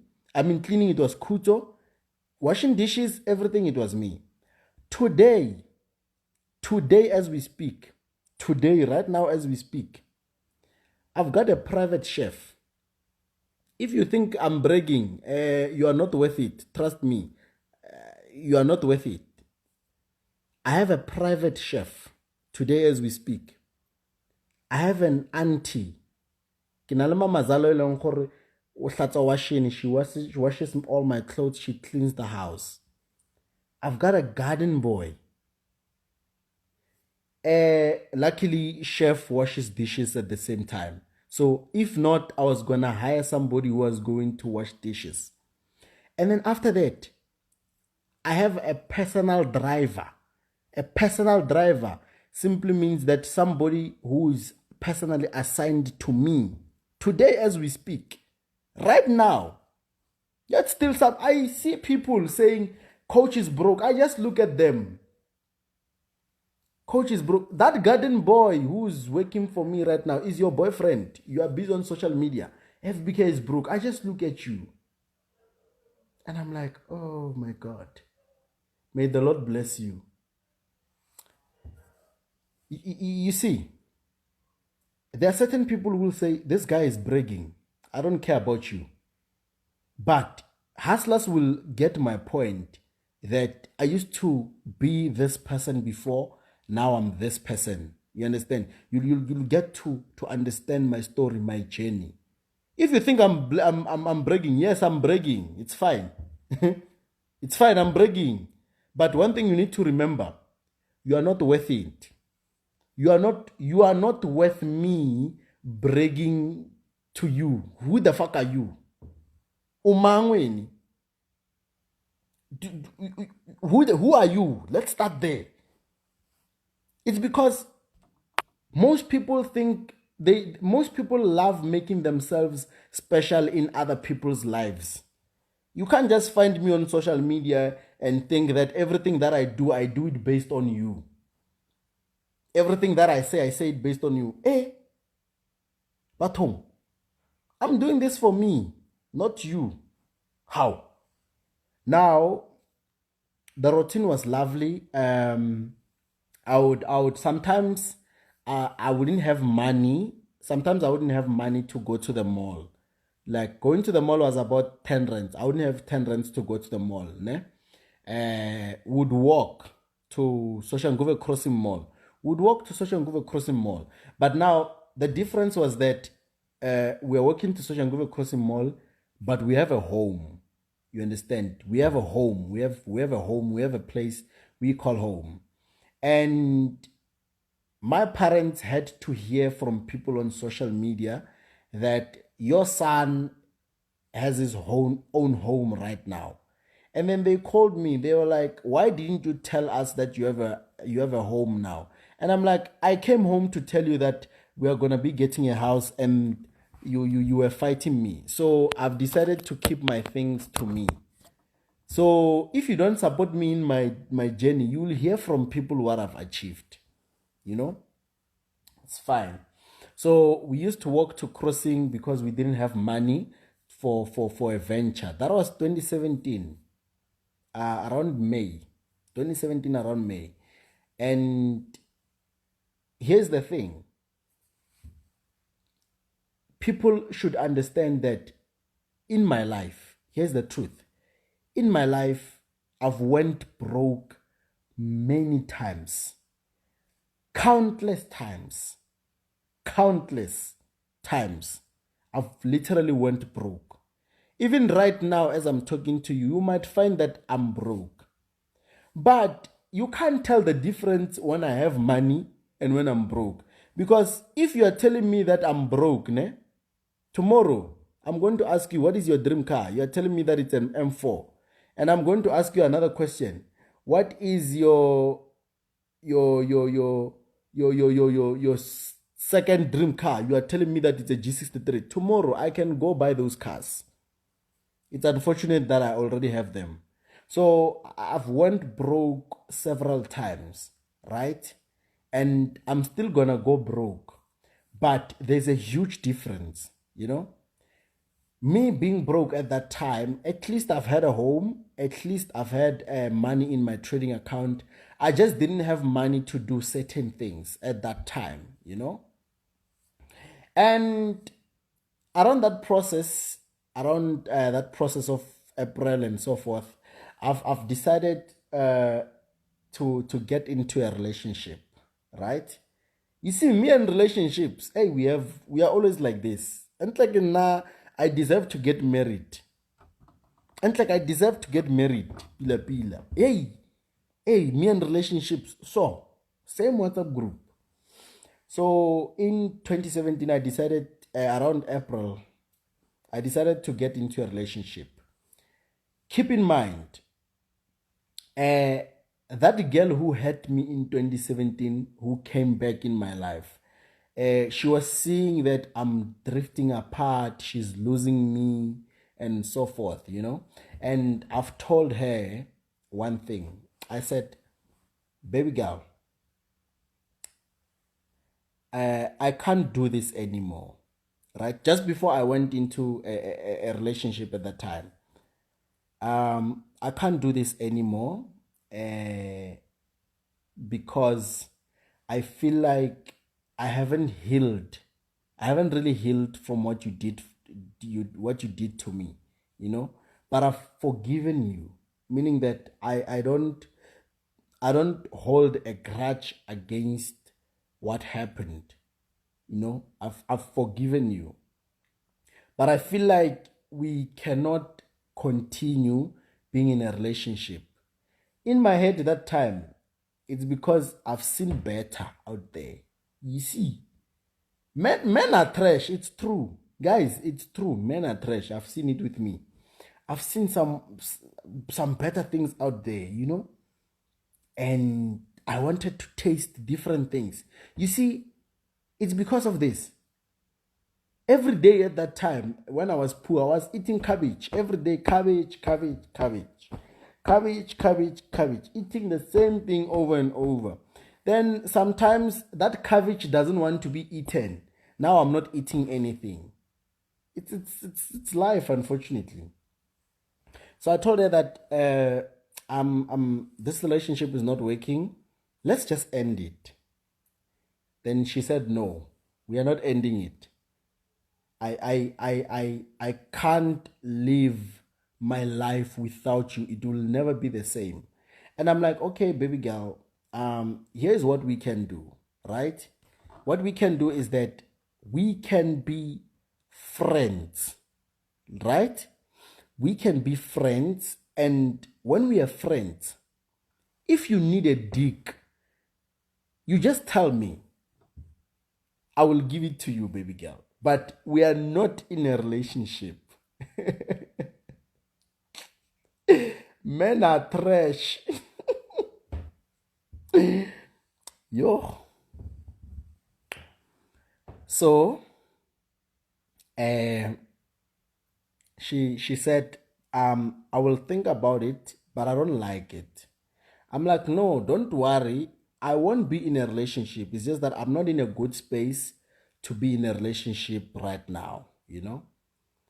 So we've reached an agreement that, you know what? You and I are, remember, this person is my ex, so-called love of my life. Imagine making your ex, I don't know how to put this, but yeah, we had an agreement that, baby girl, you see, I can't be in a relationship with you, but if you want a dick, just tell me. So precisely, I would say it was friends with benefits. Imagine having friends with benefits with your ex. How dangerous that is. It's very dangerous because you've had that person fully before, but you've lost them. Now the only thing you could be is friends with benefits. You know, that didn't sit well with her, but I didn't care at that time. It was an offer. It's either she takes it or she leaves it. That's it. I'm in charge. As Julius says, I'm in charge. I was in charge that time. She was a small girl. There was nothing she can do. I was in charge. She was a small girl. She agreed that, okay, fine, we'll do this friends with benefits thing. And I told her that, baby girl, I've promised you things back in 2015, 2016. I've promised you gifts. I've promised you cell phones, clothes. You know, these things girls love, the little things. Okay, it might be big things to people who don't have money, but to me, it's always little things. Phones, clothes, and all that. So I've promised her that before when I had nothing. So I told her that, you see, baby girl, now I have it all. I will give you anything that you need. Everything that I've promised you in the past, I will give it to you right now. And then she was happy, you know. And I told her that, baby girl, if you want to have a boyfriend, you are more than allowed to have a boyfriend. That's how much I didn't care anymore. I didn't care whether she had a boyfriend or not.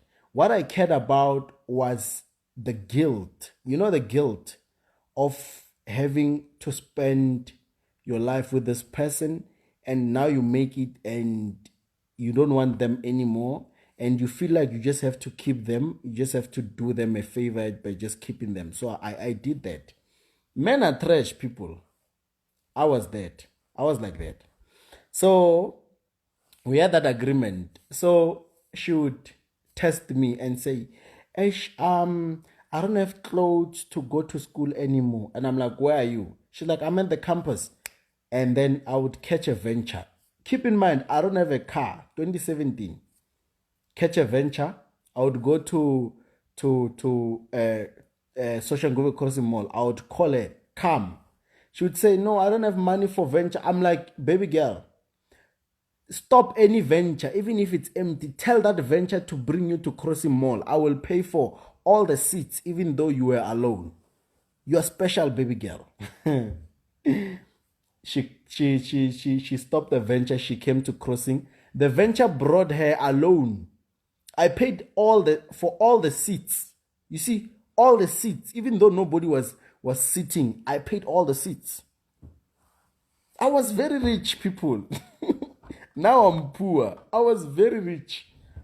And then she would feel special. And then I would say, which shop do you want to go to? And then she would say, no, it's fine. Any shop, Mr. Price. And I'm like, but I've had girls talk about Legit. Do you want Legit? She's like, yes, let's go to Legit. Do you want Truworths? She's like, yes, let's go to Truworths. You know, at Legit, she would swipe 8,000 rands. 8,000 rands, my ex.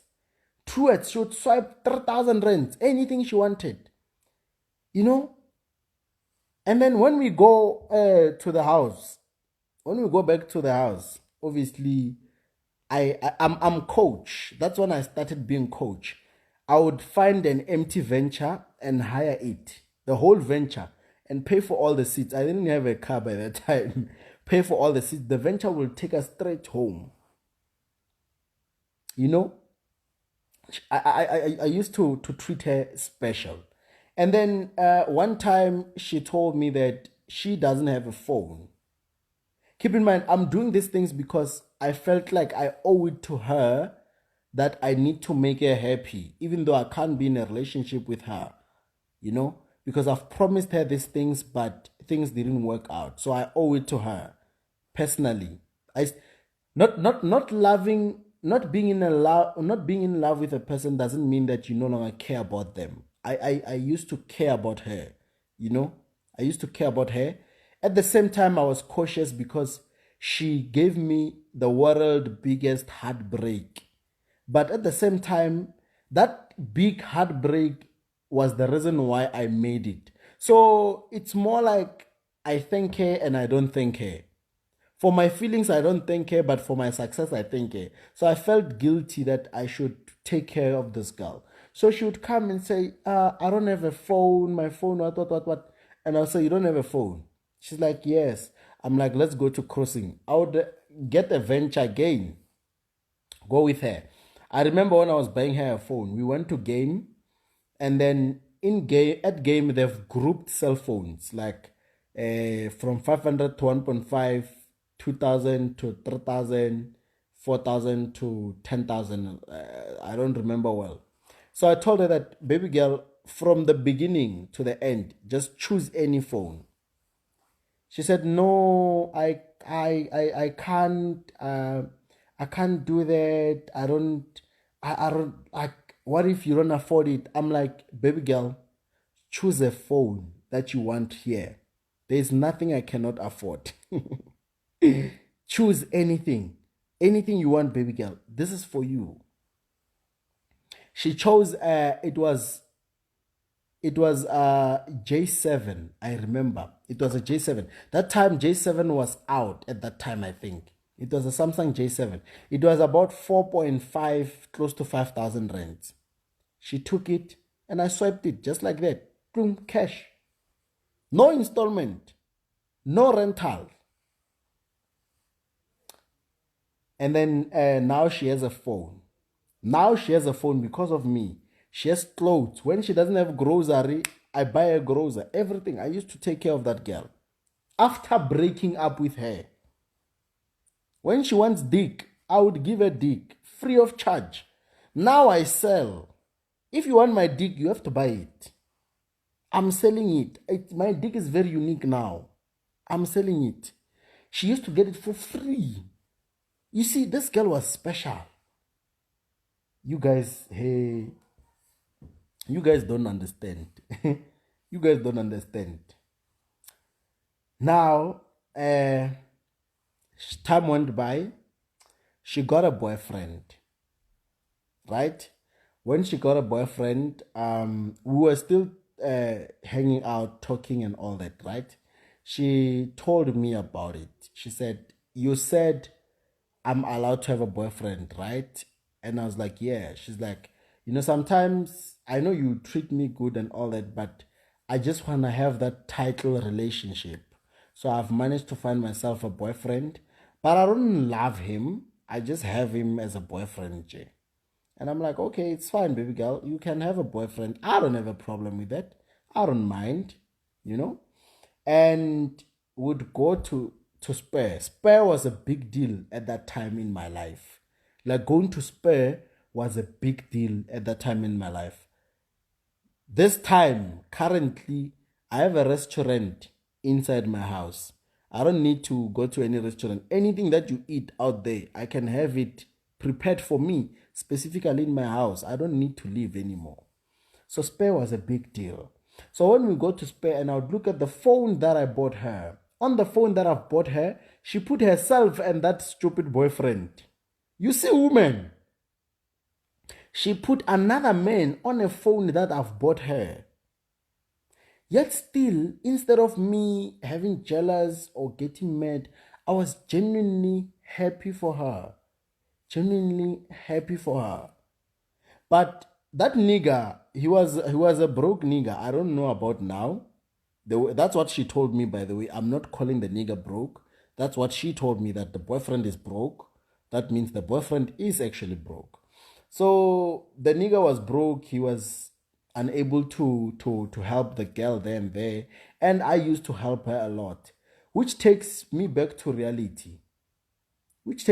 That's what's happening right now. Broke niggas. Your girlfriends are getting eaten out there by people with money. You just don't know about it. Your girlfriends are getting eaten out there. Stop being in love, broke nigga. If you are broke, pause a bit with love. I'm telling you. Okay, it's fine. You don't want to listen. Continue with your love. Continue. Now, I've also decided that I wanna get a woman. I wanna be in a relationship as well. Right? Keep in mind, me and this girl, we are good. She has a boyfriend, I don't have a girlfriend. Whatever she needs financially, I'm there for her. From schoolwork, everything, I'm there for her. Clothes, phones, everything. She has a boyfriend, I don't have a girlfriend. I don't have a problem with that. Now, I want to get a girlfriend for myself. That's where the problem started.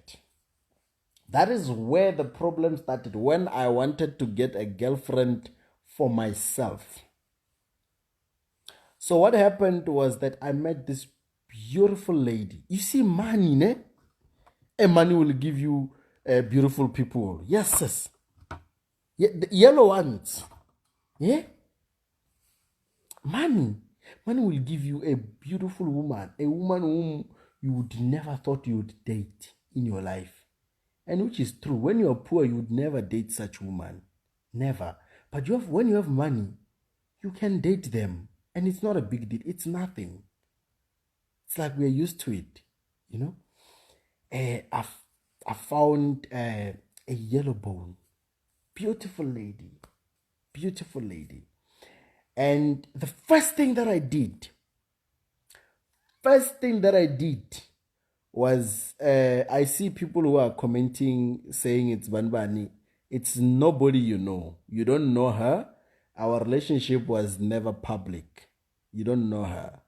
I will get to the part of people you know. Don't worry. Relax, people. Relax. You don't know her.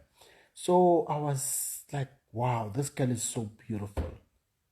You see, do you know women who are working at Truworths? Have you seen certain type of women who are working at Truworths? Ne? When you're paying at Truworths, that woman, when you look at her, all you can see, it's a doll. She was like that, a doll. And I was like, Kgopotso Mmutlane, dating a yellow bone. Because the one who had me, she was black as fuck, but I loved her anyway. She was black as fuck. Very, very black. Very dark. Very, very dark. So that was my first time dating a yellow woman. I was like, yeah, me. This girl.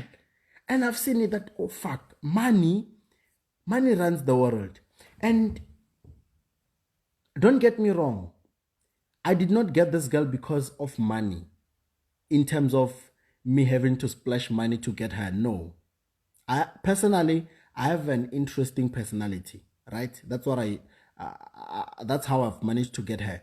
But it's money makes everything simple. even how we met. If I didn't have money, like you understand how we met, money played an important role. You can't meet people if you're always in the house. But if you have money to go to Gold Reef City, to go to where you can always meet new people. It's affordability. So I was okay. It's me that. Keep in mind, I've never dated a yellow bone. That was my first time dating a yellow bone. I've heard stories that yellow bones, they're crazy. Yellow bones, kidifebe. I didn't care at that time. I was like, let us, me and this girl, give it a try. First time, our first date, official date, I took her to Durban. You see, guys, now I'm very romantic. I'm very, very, very romantic. The only problem now is that I no longer have time. That time I had time, but now I no longer have time. So that's why I can't take out my full romance spirit. But I'm very romantic. I took her to Durban, right? I took her to Durban. When we got to Durban, with a flight, by the way, we took an Uber, went to the airport. We took a flight to Durban. That was my first time being in a flight. First time in my life. First time. Went to Durban. When we got to Durban, we booked at a hotel, an expensive hotel. Then we were walking around the beach, holding hands. You get me? I was very, very romantic. Very. Would hold. Then in Durban, there's these things. Whereby there's a guy who's holding this. I don't know what they call it. It's like kachibani, so in my language. He goes around running and then a couple sits in there. You've seen those things in movies, I'm sure. So we used to sit there, and then this guy would ride us, showing us around Durban and all that. So those guys, they charge like from taking you from point A to point B. So I told that guy that, Chief, today you are working for me and my woman. Whatever amount of money you are making if you are making 1,000 in a day, I will pay you times 3. Don't worry. I'm doing this for my woman. You see, I'm very romantic. Very. So it was lovely, it was lovely. Now, the lady took pictures, girls and pictures. She took pictures and she posted them, right? She posted them, and I also took some, but I posted after. So the news, you see Facebook, when a person posts something and you like it or you comment on it, it's going to tell your friends that you've liked or commented on another person's photo. So I think I've liked it or something. So that ex of mine, what of mine, she has seen it. And at that time, oh yeah, I remember, just before I went to Durban with this girl, I've actually broken up with her. Yeah, in terms of us having any sexual activities, I've told her that no more. But I don't mind helping her. Like when she needs important school stuff and all that, I'll still be there for her, I remember. Yeah, so she has seen the pictures and she called me. I didn't answer. She called me almost like 92 times when I was in Durban. I didn't answer any of her calls. Then when we went back to Gauteng, I've called her and I'm like, I've seen your missed calls. Sorry, I was at a vacation. Hey, the girl went crazy. She went crazy. She's like, what the fuck? And I'm like, yeah, dude, I mean, you and I are done. You have a boyfriend and I had to find someone. So I found someone, you and I are done. She didn't buy it. So our relationship went on social media. I was starting to be famous a bit. And I love to give credit where it's due. You see, this account You see this Forex broker account that you see right now, it was created by this girl. So Forex broker killer account it was actually created in 2017. This account, you see this account, it was actually created by her because she was an Instagram person. I didn't want Instagram. So credit to her, because now I have almost 269,000 followers. She's the first person who created the account for me. I didn't know how to create an account on Instagram. I didn't care about Instagram. So yeah, credit to her, all thanks to her. Now, the relationship went famous on Facebook and so forth. And that ex used to see these things. And after seeing them, she broke up with her boyfriend because of me. Then she called me. She's like, you know what? I can't do this anymore. I can't stand watching you with another woman. I can't stand it. So I've broken up with the boyfriend. Now let's fully get back together. I'm like, baby girl, it's like you are having bipolar. It's like you don't understand. It is over. Keep in mind, if you follow my story from the beginning, you would remember that I was always getting heartbroken. Even her, she broke my heart before. She broke my heart before. I reminded her that, baby girl, it's over. Whether you dump your boyfriend, I don't care. I found a yellow bone. I'm happy with my yellow bone. And she didn't understand, you know. And you know what she did? She tried ruining my life, in a sense that she went on social media and wrote a story, right? She wrote a story which everything in that story has been twisted, you know. And me coming to think of what we've been through, what I've done for her, and everything that we've been through, the least we could do for each other is to call it even at a clean slate. Like, break up and still not be enemies, right? I still cared about her, even though I had a girlfriend at that time, you know. It didn't mean that I didn't care about her, you know. Now, she went on social media, she wrote a story. So I get a phone call around 11 p.m. They're like, go on Facebook and check what this person wrote. So this person wrote a story about how we met, you know. The introduction is actually true, how we met, how we fell in love. So she was writing it as chapters, you know. And as I was listening to her story, she's twisting it. Now she's twisting the story. She's twisting the story now. In her story, she's saying this. I met Kgopotso when he was nothing. Listen to her story. Now you know my side of the story, I believe. I met Kgopotso when he was nothing. Kgopotso started this trading thing. I've supported him. That was the first lie. She never supported me with Forex trading, not even once. She never supported me with Forex trading. That was the first lie she told people. We were so in love. That was true. And then she said that I've actually started making money in Forex. After I've made money in Forex, I've left her for a yellow bone. That's a fucking lie. She has skipped a scene whereby she dumped me. A scene whereby I didn't eat for 2 weeks. She doesn't tell people what she has put me through. I've lost weight. She doesn't tell people that she never supported me with my trading. Now, to the public, I'm a bad guy.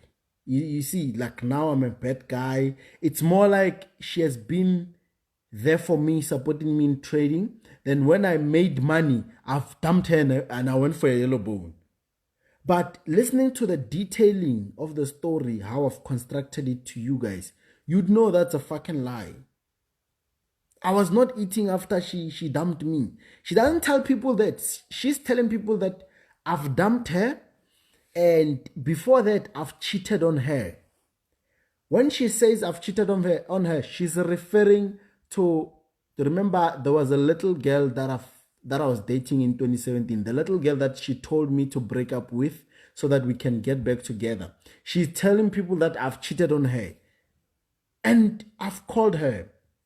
She didn't answer. I was calling her so that she can remove the lies. Between me and her, it's not even about what you guys think. Between me and her, we knew that she was not telling people the truth. That's not what happened.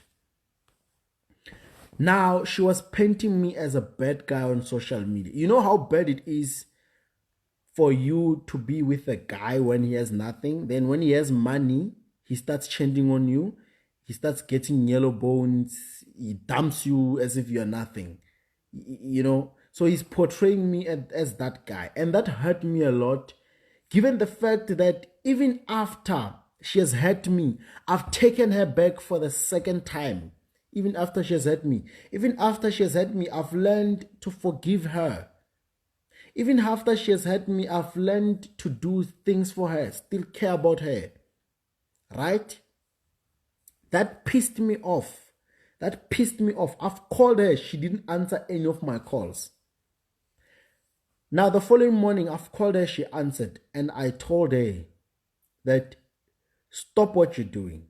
She said, okay, I will stop. I'm sorry. She's apologizing. After apologizing, I post a picture of me and my girlfriend, the yellow bone. She writes again, continues with the story. I call her again. I'm like, person, leave your nonsense. The nonsense that you're writing about me, you know it's lies. Now she's fighting. Yeah, what do you expect me to do? You're leaving me for a yellow bone. Do you want me to change my skin color? I'm like, you've had your time. You have had your time with me. Countless times you are not patient enough to stay with me until I make it. Your time has passed. It's over. I'm sorry. I'm sorry. She's like, yeah. Continued writing her nonsense. She wrote until now I've lost it. And I called her. I told her that, you know what? I'm giving you last warning. If you don't stop the lies that you're writing on social media, I'm going to deal with you. You are a small girl. You are a small girl. She said, I'm sorry, I will not do it again. Kore, every time when she sees me and my new girlfriend, she would go mad. She will still see me again. After that, she would continue writing. Then I told her that, you know what? That's it. I'm fed up. That's it. I'm coming there right now. I'm coming to take everything that I've bought for you. I will start with my phone. I will take my phone. I will take all the clothes that I've bought for you. I will take every single thing that I've bought for you. And after taking those things, I'm going to burn them while you're watching. I'm going to burn them because you are ungrateful. I was not even supposed to do any shit for you. You left me. You are the reason why I was broken in the first place. You left me for a guy whom you thought was better than me, only to find out that he's a loser. You made a wrong decision. You left me. You hurt me. Now I'm doing these things just to show you that I still care about you. But you're doing this nonsense. I want everything. I want to burn it. She started crying, saying, no, I will not give you. No. I'm like, okay, fine. Since you don't want to give me the things that I've bought for you.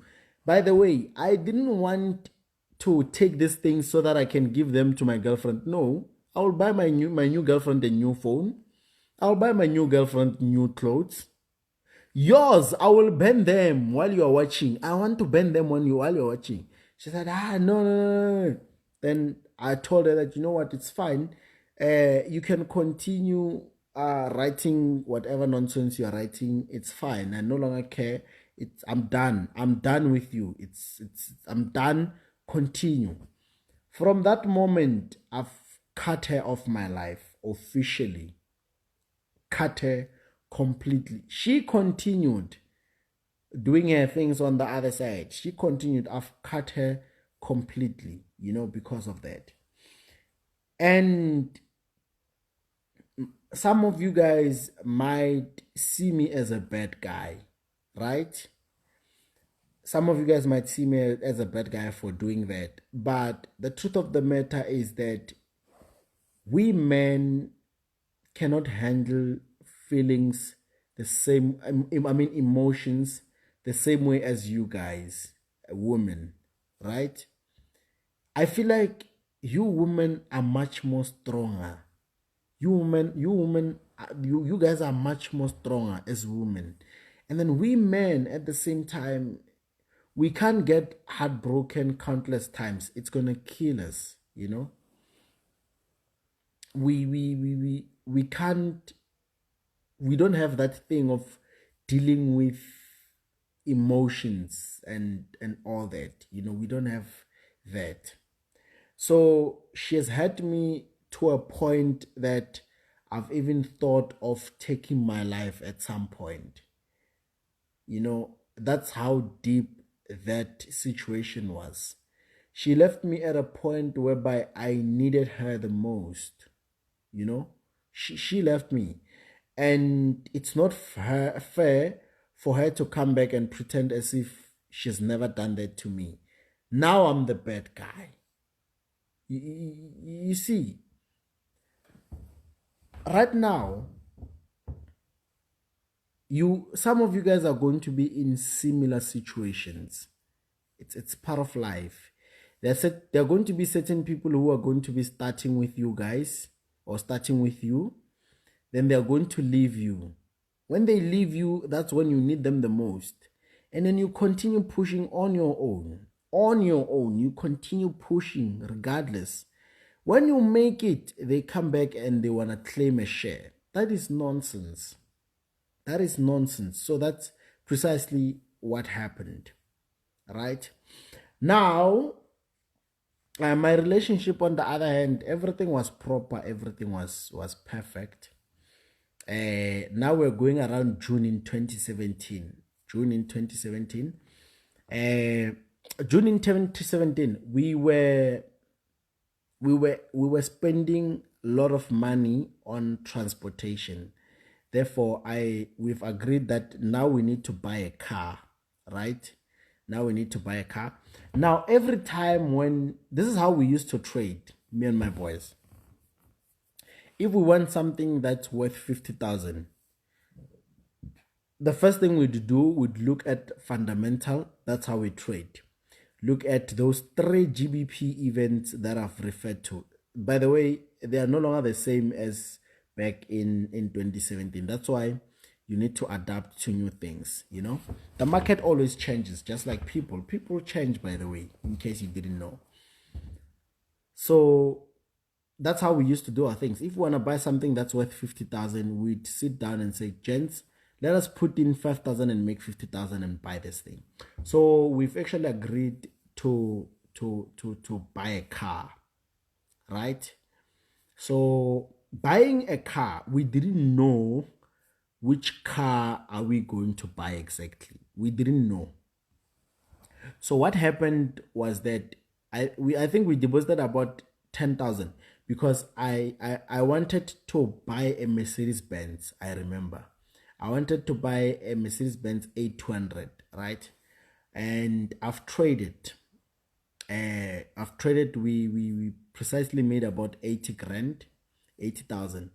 And the Mercedes that I wanted was about 300,000, right? And things didn't balance. So there was a next event that we were going in. At that event, remember we've made 80,000 from 10,000 deposit, right? That's how we used to work. But even though I wanted 300, so I remember we had a seminar at Pretoria. We had our first seminar in 2017 at Pretoria, whereby I was trading live with 80,000 rands on the market, live. It was on a Friday. We were trading NFP, I remember. I've used lot size, 80,000 was about, I've used lot size 40. Lot size 40.00 in front of people, trading live at Pretoria. Now, I went on a loss of about plus or minus 3,000 USD, meaning that my account was gonna blow in front of people. Imagine, people have seen your videos, now you're trading live, they are watching you, you can't disappoint them. There was a moment whereby I wanted to scream and cry in front of everyone, right? But I pretended to be strong. I told everyone that, guys, relax. I'm used to this.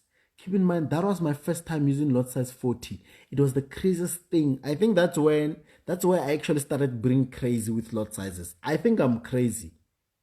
I trade crazy. And like when I trade, I don't think. That's my problem. I was on minus 3,000, minus 2,000. The account was going to blow either way. And in my heart, I'm like, Jesus, I know I haven't went to church in the longest time. But if you save this Forex account right now, I promise you I will go to church. In the name of Jesus. I was praying in my heart. Remember, it's in front of people. If I blow the account, people will say, this guy is claiming he can't trade. Now, I told everyone that, relax. I know this market, it's going to come back. That's where I learned to have confidence. You see, I have confidence in decisions that I take. And I would love for FBK students to have confidence in decisions that they take without having to involve me. I want them to have that type of a confidence that I used to have. I had that confidence, you know. I told everyone that the market is going to come back. Don't worry. The account went to 3.8. It had about 4,200. The account went to negative 3.9. The account went to negative 4,000. Just when I was about to scream and say, people, and like truly speaking, I'm claiming, this thing, Jesus heard my prayer. I would like to believe. The market rejected. Now it went from minus 4,000 when there was only 200 to blow. Just 200 equity left. Keep in mind, at that time, at least I had credit. So the equity, I think it was a bit higher, but the balance was $4.2. But the equity was a bit higher. So that's why it was not blowing at that time. But normally, it was supposed to blow. I was supposed to lose that 80,000, which I wanted to buy a car with. Now, when the market rejected, it went from minus 4,000, minus 3,000, minus 2,000, minus 1,000. Now it went on a profit. When it went on a profit, people started clapping hands for me. They started clapping. They're like, you are the king. And in my heart, I'm like, Jesus, between you and I, we both know I was claiming. I didn't know what I was doing. Thank you, my Lord, for saving me. Amen. Now, when people are claiming, when people are clapping hands, I'm like, yeah, you see, I know this thing. And in my heart, I'm like, yo, Nkulunkulu, thank you, Lord. Now, I've managed to make at least $1,000. I've exited in that trade with $1,000 profit.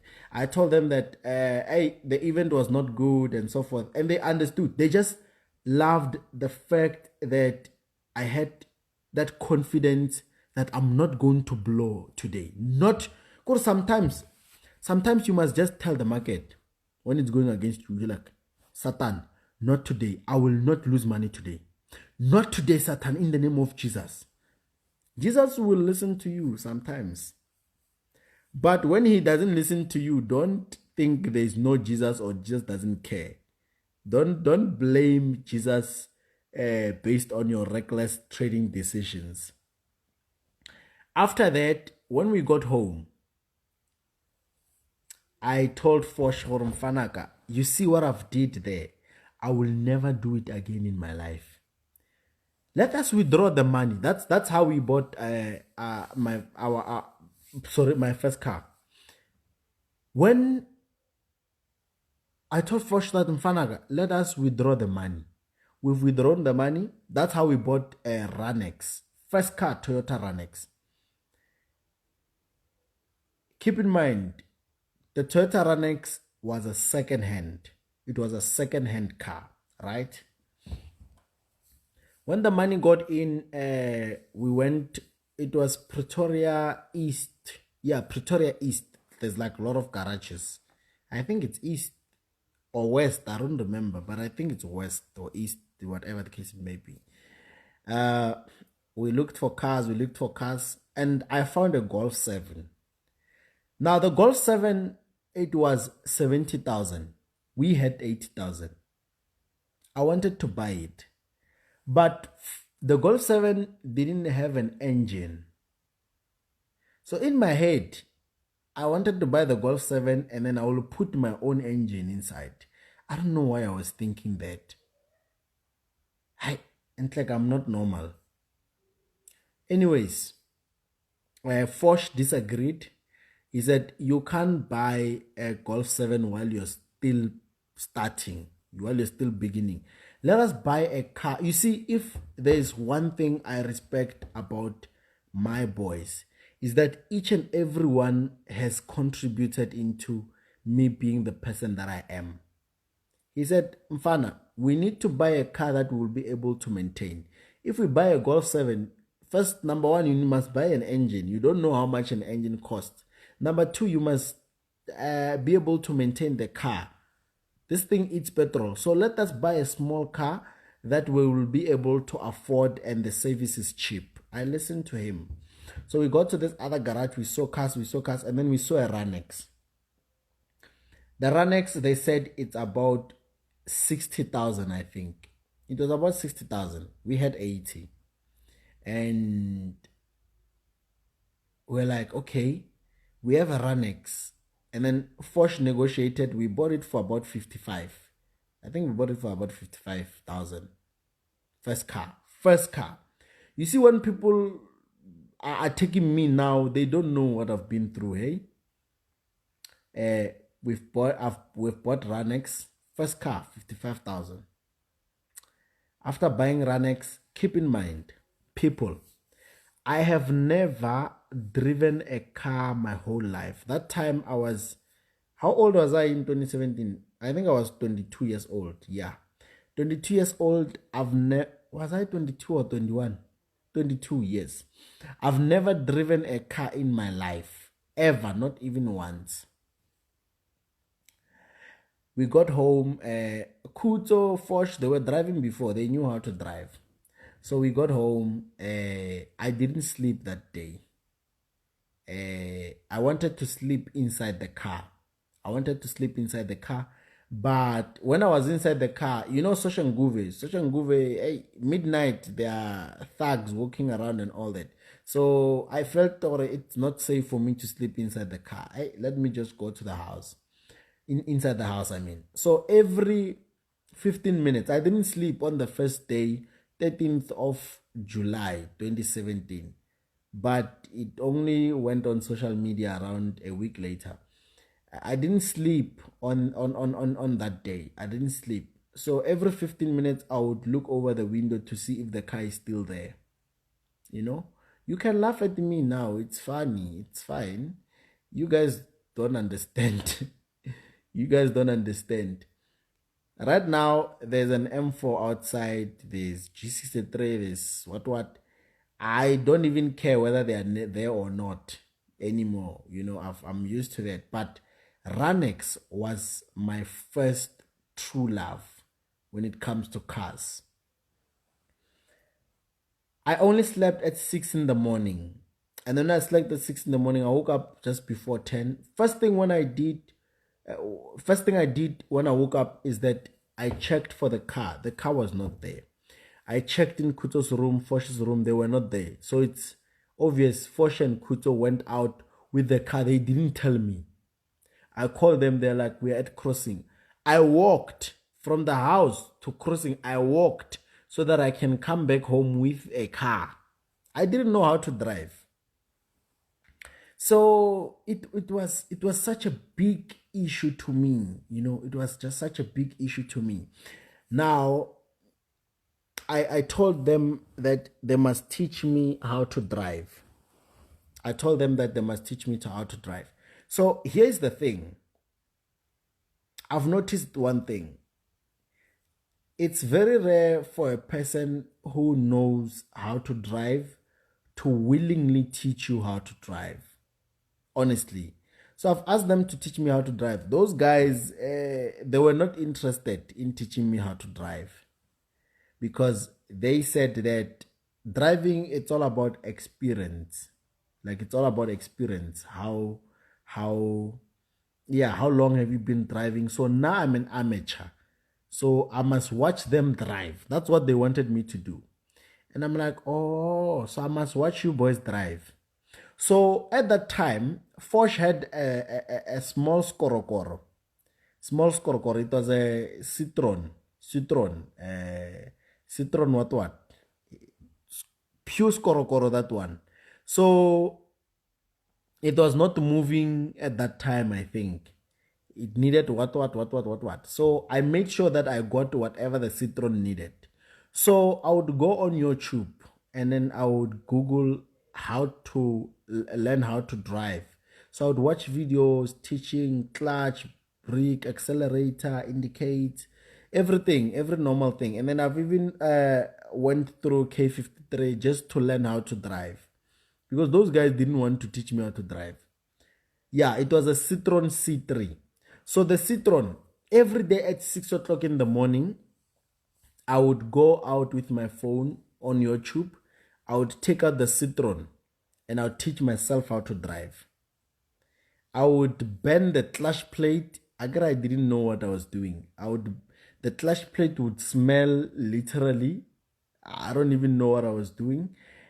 Because every day, 6 o'clock, and then when I get out of when I manage to get out of the yard with the car, I always get stuck at the street. So I always call them every day, 9 o'clock in the morning. I call them, they come and take me on the street.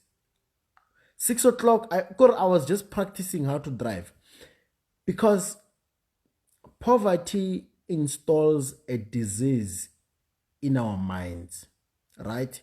It installs a disease in our minds, and that disease creates anger. The conditions that I grew up under, I've never had an uncle who had a car. My parents didn't have a car.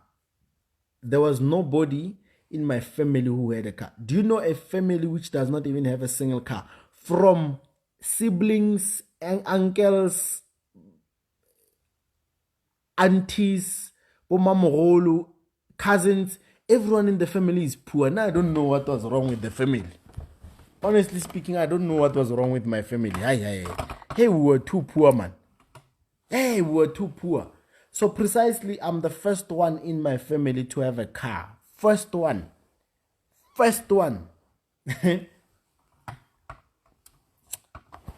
Ne?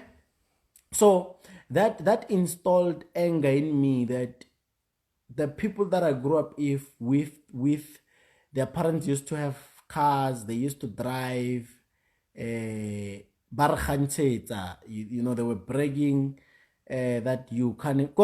Whenever there's an argument about cars, I was not allowed to comment.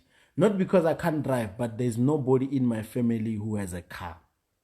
You can imagine how painful that was at that moment. When gents talk about cars, you don't have rights to talk about cars because nobody in your family has a car. That was me. So such things, they created anger in me, that the day I afford a car, patronyela. That's why even today, man. I ask a witch, what is your dream car? My dream car is Audi S3. I go buy 2 of them. Just in jail for control. No, yeah, but no, yeah. It's because of that. It's you can't come to me now and you would wanna change my mind about cars. I still have the anger. It's not really healed. I still have it in. I feel like I'm not done. I feel like I haven't started with these people. You see, so don't blame me when I go around chasing cars and all that. There's a gap that I'm trying to fulfill. Had I grown up in a family which had a car, I wouldn't be running after cars. Maybe I would be running after something else. But now it's anger. I have anger in me. So I want you guys, as my loyal supporters, to let me deal with these people accordingly. I will deal with them accordingly, one by one. You see, so that's the main reason behind the crazy buying of cars. It's like I have this open space in my heart, and I can only feel it when I buy cars. It's like that. And it's not something that you can make me change my mind over one night. It's a process, you know. And there are some of you guys right now who are developing such hatred. You're developing such hatred. The day which you make it in life, you will deal with them as well. You will deal with them. So it's that. If the way I grew up, if I was allowed to talk about cars, if I had the platform, I don't think I would do things the way I do them now. So that was the main reason behind that. So I've taught myself how to drive, so forth. I've taught myself how to drive and all that with that Citroen. Now, one day, when they woke up, they didn't find me. I got out with the Ranex. They didn't want me to touch the Ranex. You see, they didn't want me to. They were acting like my parents, these boys. Hi, small boys. So I got out. Hey, they were panicking. Where are you? Don't worry, I'm safe. That time I'm at the street behind, stuck again. You know what we call step hill, like on a hump. I was failing to pass by a hump, like a speed hump, you know, because I didn't understand gears that much. So I wanted to pass the hump using gear number 3. So whenever I would do that, the car would say grrr, grrr, grrr. So they came and rescued me. But one thing led to another. They've taught me how to drive. And then I finally decided to get a driver's license. I've went through the professional level lessons of driving school and so forth. Then that's how I actually got my license. Now, July. I remember July, we bought our first car. Right? There's 3 of us. We have 1 car. Now I know how to drive. Fosh knows how to drive. Kuto knows how to drive. When Kuto gets out, me and Fosh don't have a car. When Fosh gets out, Kuto and I don't have a car. When I get out, they don't have a car. So we've decided that, hey, boys, it's best we get a second car. We've sat down. We've looked at events again. We're like, boys, let's get a second car. We deposited 5,000 rands. We've traded the same GBP events. We made money. I just don't remember how much we made there. And then we bought a second car. Our second car was, I'm still trying, it was a Corsa Light. Corsa. Second car was a Corsa Light. Second car. That was in August. First car was in July. Second car was in August 2017. Now, we have 2 cars. Now, we were always fighting because nobody wanted the Citroen. The Citroen was a pure skorokoro. It was not a car, that thing. That thing was not a car completely. So we were fighting because now we have 2 cars. That is a Toyota Ranex. That is a Corsa Light hatch. No, was it? Yeah, the hatchback version, not the sedan. Corsa Light. It was gold in color. Right now I have a gold M4. It's levels. I come from far. Ranex was black. I got a black G63. Corsa Light was gold, and I got gold M4. Do you see the progress? It means that years from now, I will have a gold plane. Years from now, I will have a black Bugatti. You see, it's levels. So you can't just come here now and think you know me. I come from far, people. You guys were not there. I was not even famous that time. Now, when the problem we had with two cars was that one guy was always left behind because we all wanted to drive. So I told the boys that, you know what, boys, now I'm tired of playing Mickey Mouse with you. When I want to get out, you boys are out because you have a better driving experience and so forth. So I am going to buy my own car, the one that I'm going to drive alone. I don't want to see you boys on my car. They said, okay, it's fine. How are you going to buy it? Same procedure. Fund your trading account, make money, you go buy a car. Now, I bought an Audi A4, 2007 model. Understand how old the car was. That is third car. Audi A4 2007 model. Very old. Mileage was 200 and something thousand kilometers. I didn't care about kilometers. I wanted Audi. I wanted Audi at that time. I wanted Audi. I got that Audi. When I went home, day one, day two, that Audi had a coolant problem. Remember, I just bought it. Coolant problem already. Already it's coolant problem. I took it to the mechanic locally. They fixed it. 2 days, it started leaking oil. I took it to the mechanic. So that Audi, it was the way it was so tired of living. I don't know. Every 2 to 3 days, I used to take it to the mechanic. These are the things which you guys don't know that we've been through. You guys just see this nice lifestyle and you think we've had it all. You guys have no idea. We have been through the most, hey? I know I've driven all types of skorokoros you can ever think of.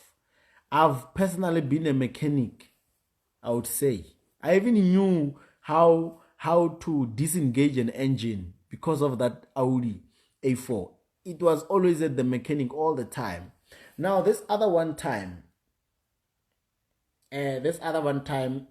my girlfriend at that time, she wanted me to come see her. Ne?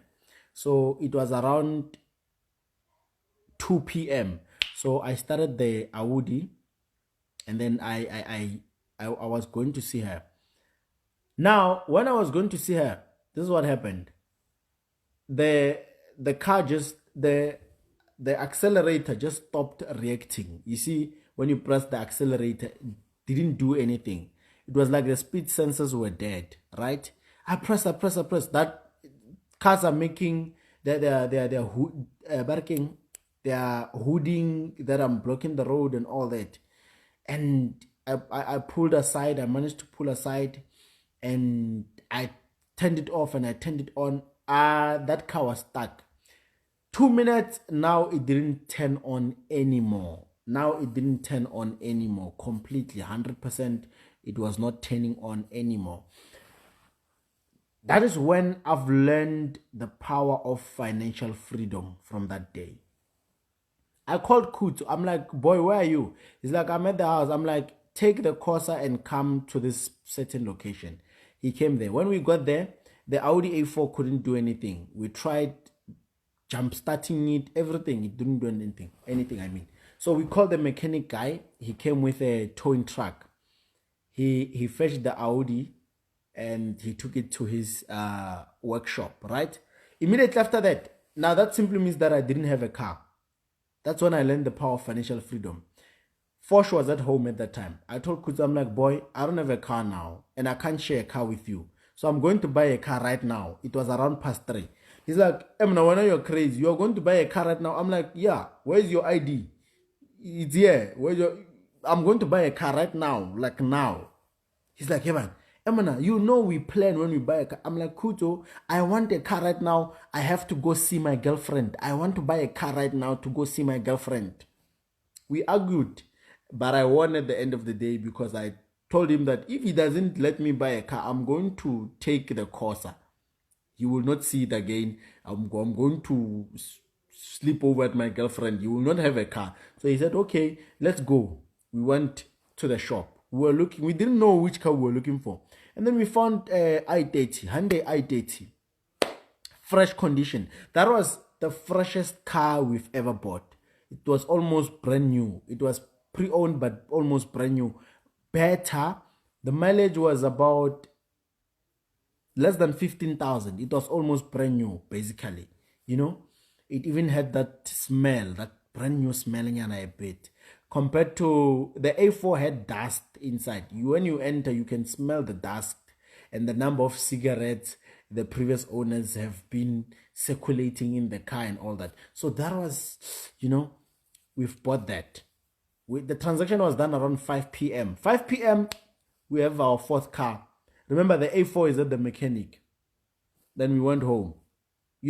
So the neighbors at our street, they were starting to question. Remember, we were not famous at that time. Social media-wise, no, we were not really famous. We were there, but not really famous.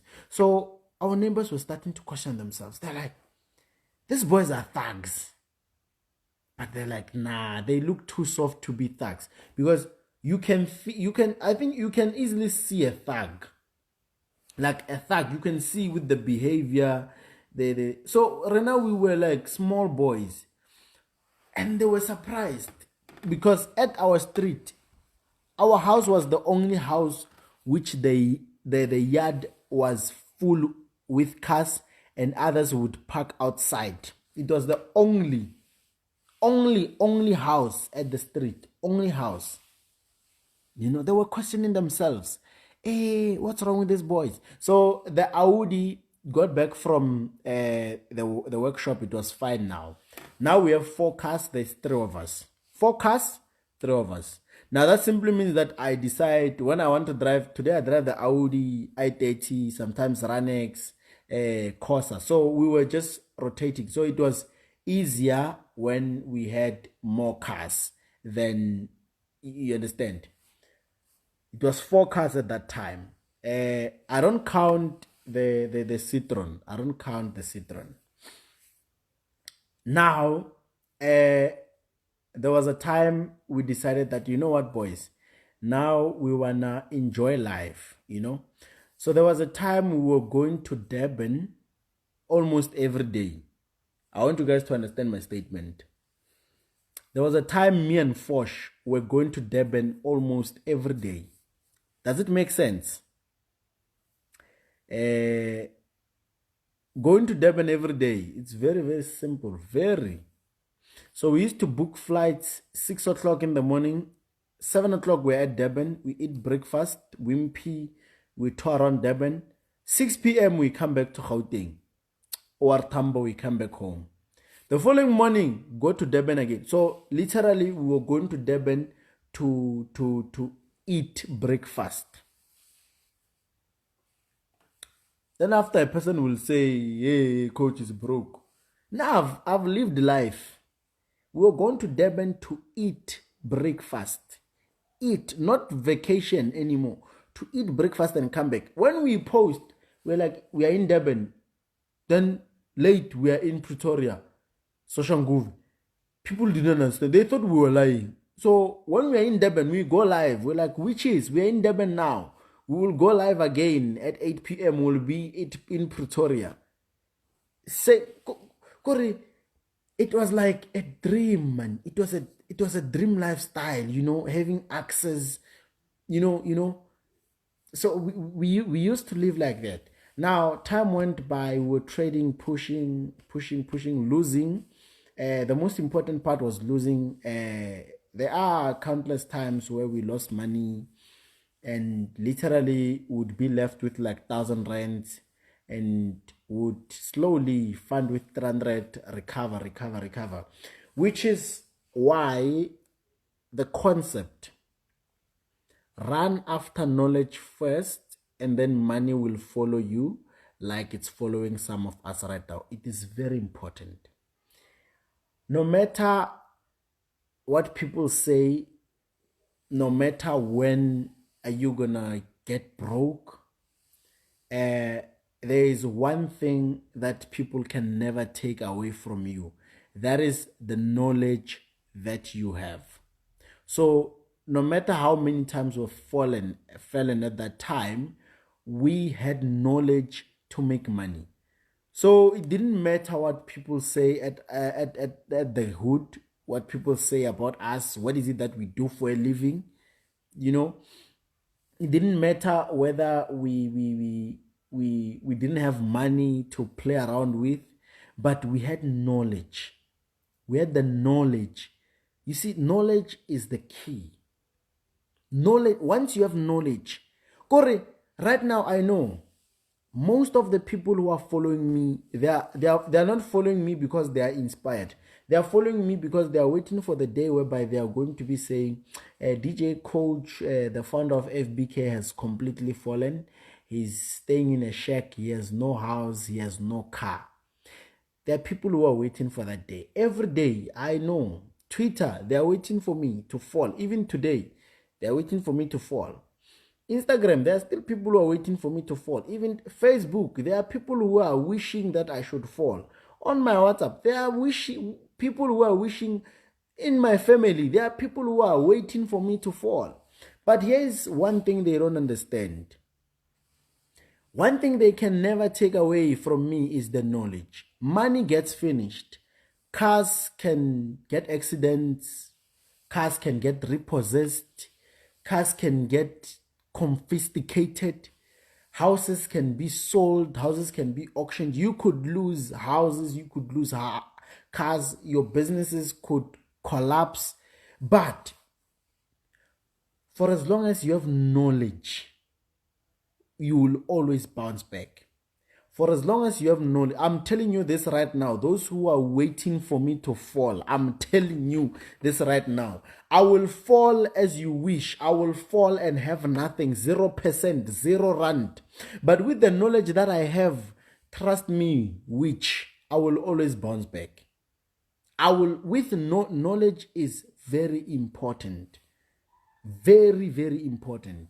So that's why I always advise my people that it's always best to get the knowledge, understand what is it that money will follow.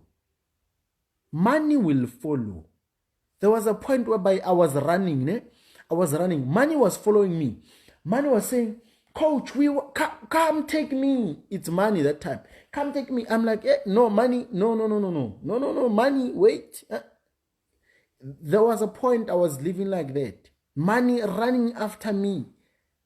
Now, what I mean by that, I simply mean that I didn't even need to work for things anymore. Money would just come, just like that. I just say the word like this. Money will come. Because of what? Knowledge. Knowledge is more important. So, you guys, you must understand that you can never trade and be better than me. That is number one. But you can trade and be the better version of yourself.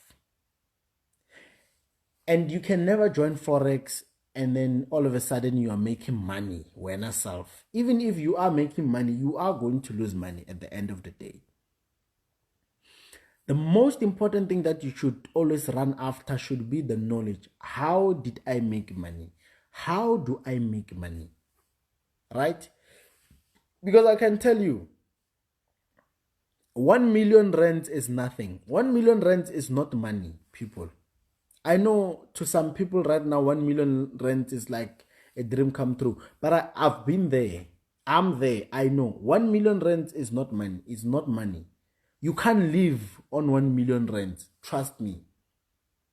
You can't live on, it's nothing. Right now it might look like it's too much, but once you reach a certain level in life, you can see that fuck, 1 million is nothing. 100,000 is like your allowance, your daily allowance or monthly allowance or whatever the case it may be. But once you know how to make your money, therefore you can when 1 million is not enough, you can make another 1 million. When that million is not enough, you can make. So there is consistency. There's consistency in what you do. You understand? There's consistency. So that's why knowledge is much more important. So that's one thing that we had. So at that time we had like 4 cars, right? And after getting the 4th one, we decided to go home.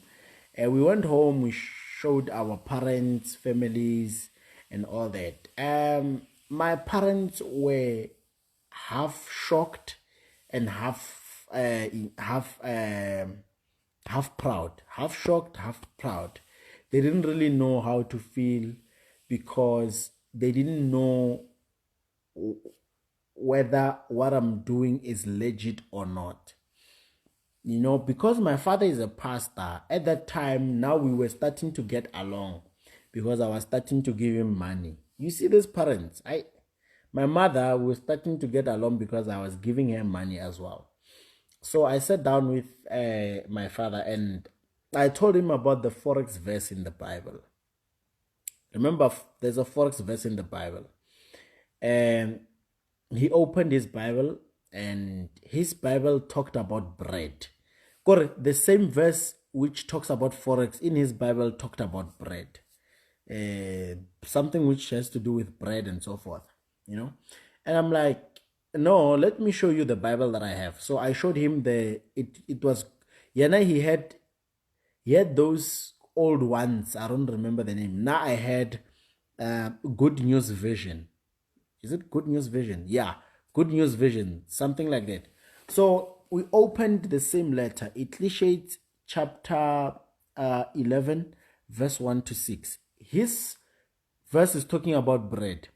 My verse is talking about Forex, straight, 100%. Foreign exchange, 100%. And I showed him, and then because he's a pastor, he's able to analyze, so he was able to understand that, so Forex is in the Bible. And I'm like, yeah, you can see for yourself. That's when they slowly started believing that what I do is legit.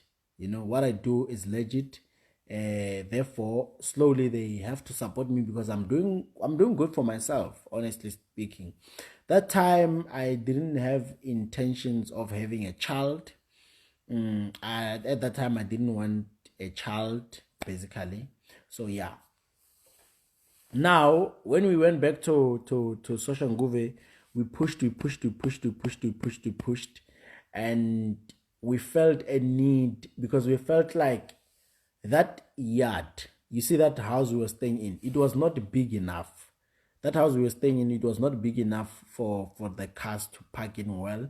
So we've decided to get a second house, second house, which we were planning that we are moving from Kasi to mini suburbs, like the burbs.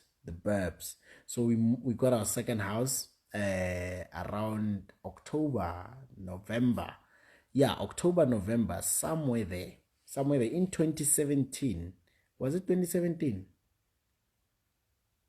Was it 2017? Yes, yeah, it was 2017. Second house, 2017, yes.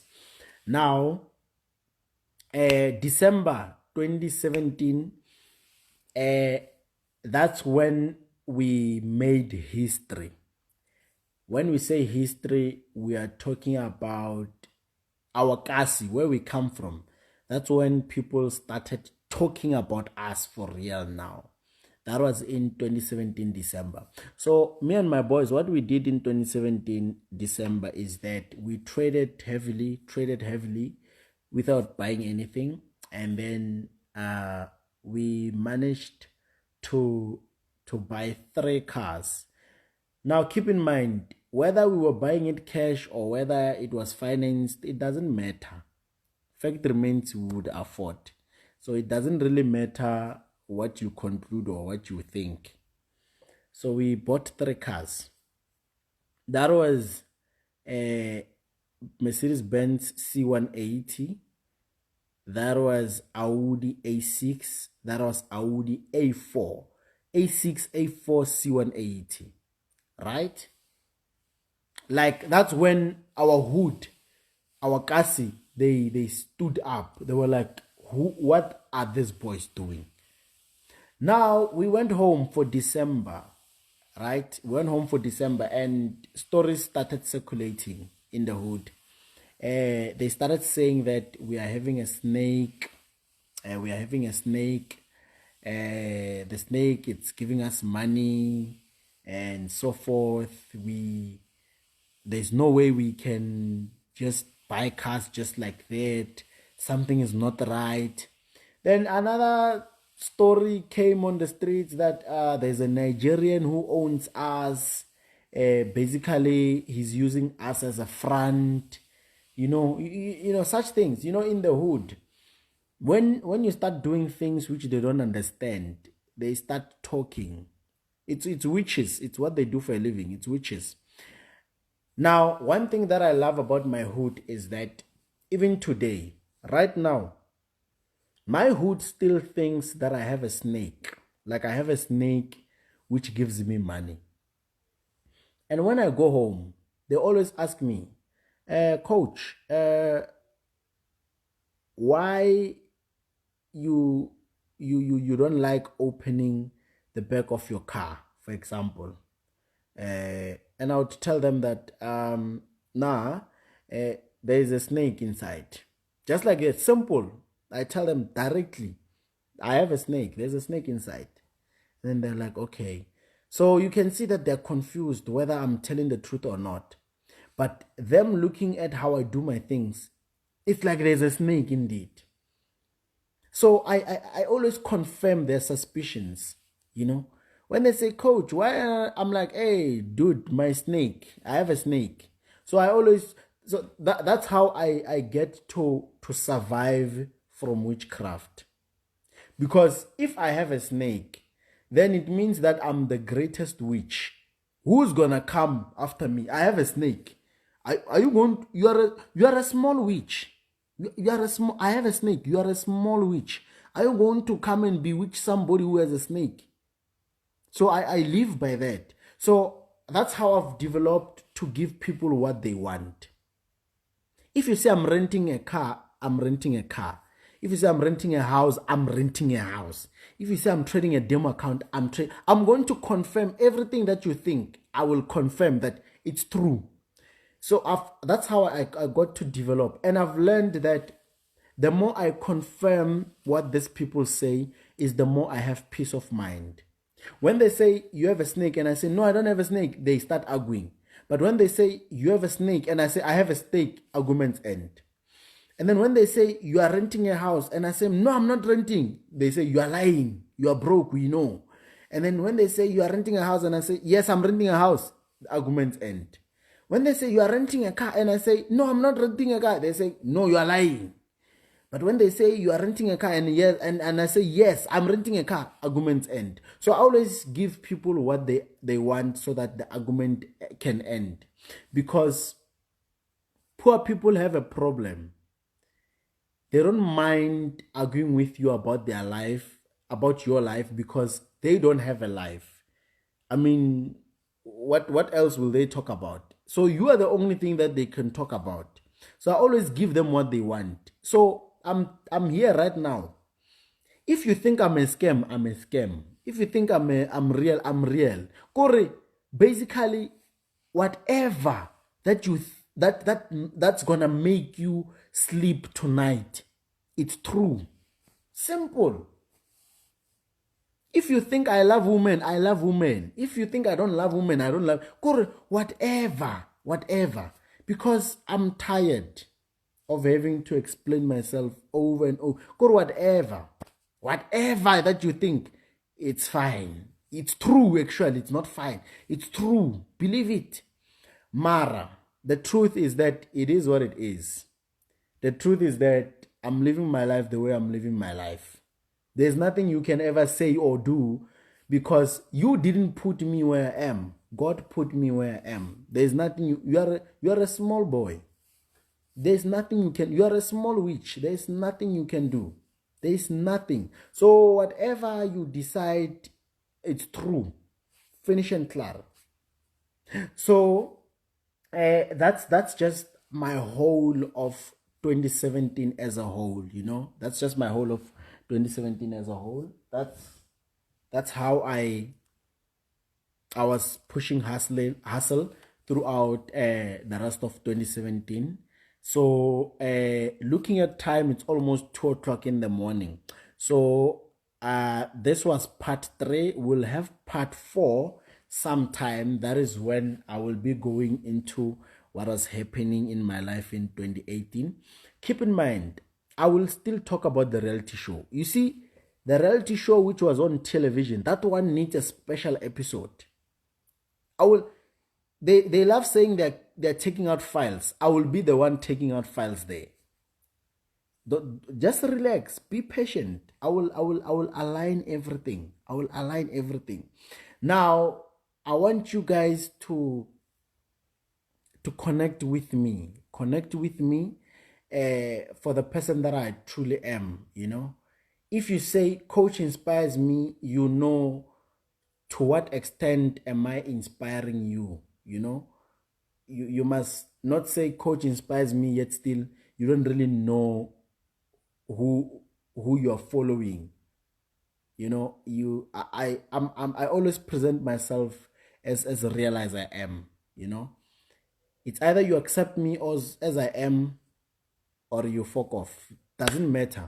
You see that if you do, if you don't accept me as I am, the next person will accept me. If you are a girl and you don't accept me as I am, your boyfriend loves me. I can break that relationship. I can tell your boyfriend to break up with you. You are a bad influence. He will listen to me. He will listen to me. And if you are a guy, you don't like me, your girlfriend likes me, I can end that relationship in 1 minute. I can tell her the things that she has never heard before and break up with you the following morning. But I'm not going to do that because I'm a nice guy. I'm a very nice guy. I will not abuse the platform. I'm a nice guy. So nonetheless, thank you guys for joining me. It's been like 3 hours. So I will save the video. You'll be able to watch it whenever you have time. But all videos will be deleted throughout July. I'll just see when. Nonetheless, thank you guys for the support that you've shown me throughout these years, ups and downs. And I know most of you guys were haters before. I've converted you into fans. It's a good thing. And others were fans before. I've converted them into haters. So it's vice versa and so forth. So nonetheless, thank you guys for everything. Shout out to all the hustlers. Doesn't matter what you do out there. Anything, any business that you do out there, may the Lord bless you throughout the hustle. And don't forget to pray, because prayer is the main reason why I am today. I don't know what you guys are praying, but I'm praying the Holy God that we all know from the Holy Bible. So keep on praying and stay blessed all the time. So I'll probably, because today is Tuesday, I'll probably have another live maybe on Friday or weekend or even next week. I'll see when I actually have time. But nonetheless, I'm actually relaunching my music career. My music career as a DJ, as I've already explained in the previous videos, that I was releasing albums and I didn't have the platforms and so forth.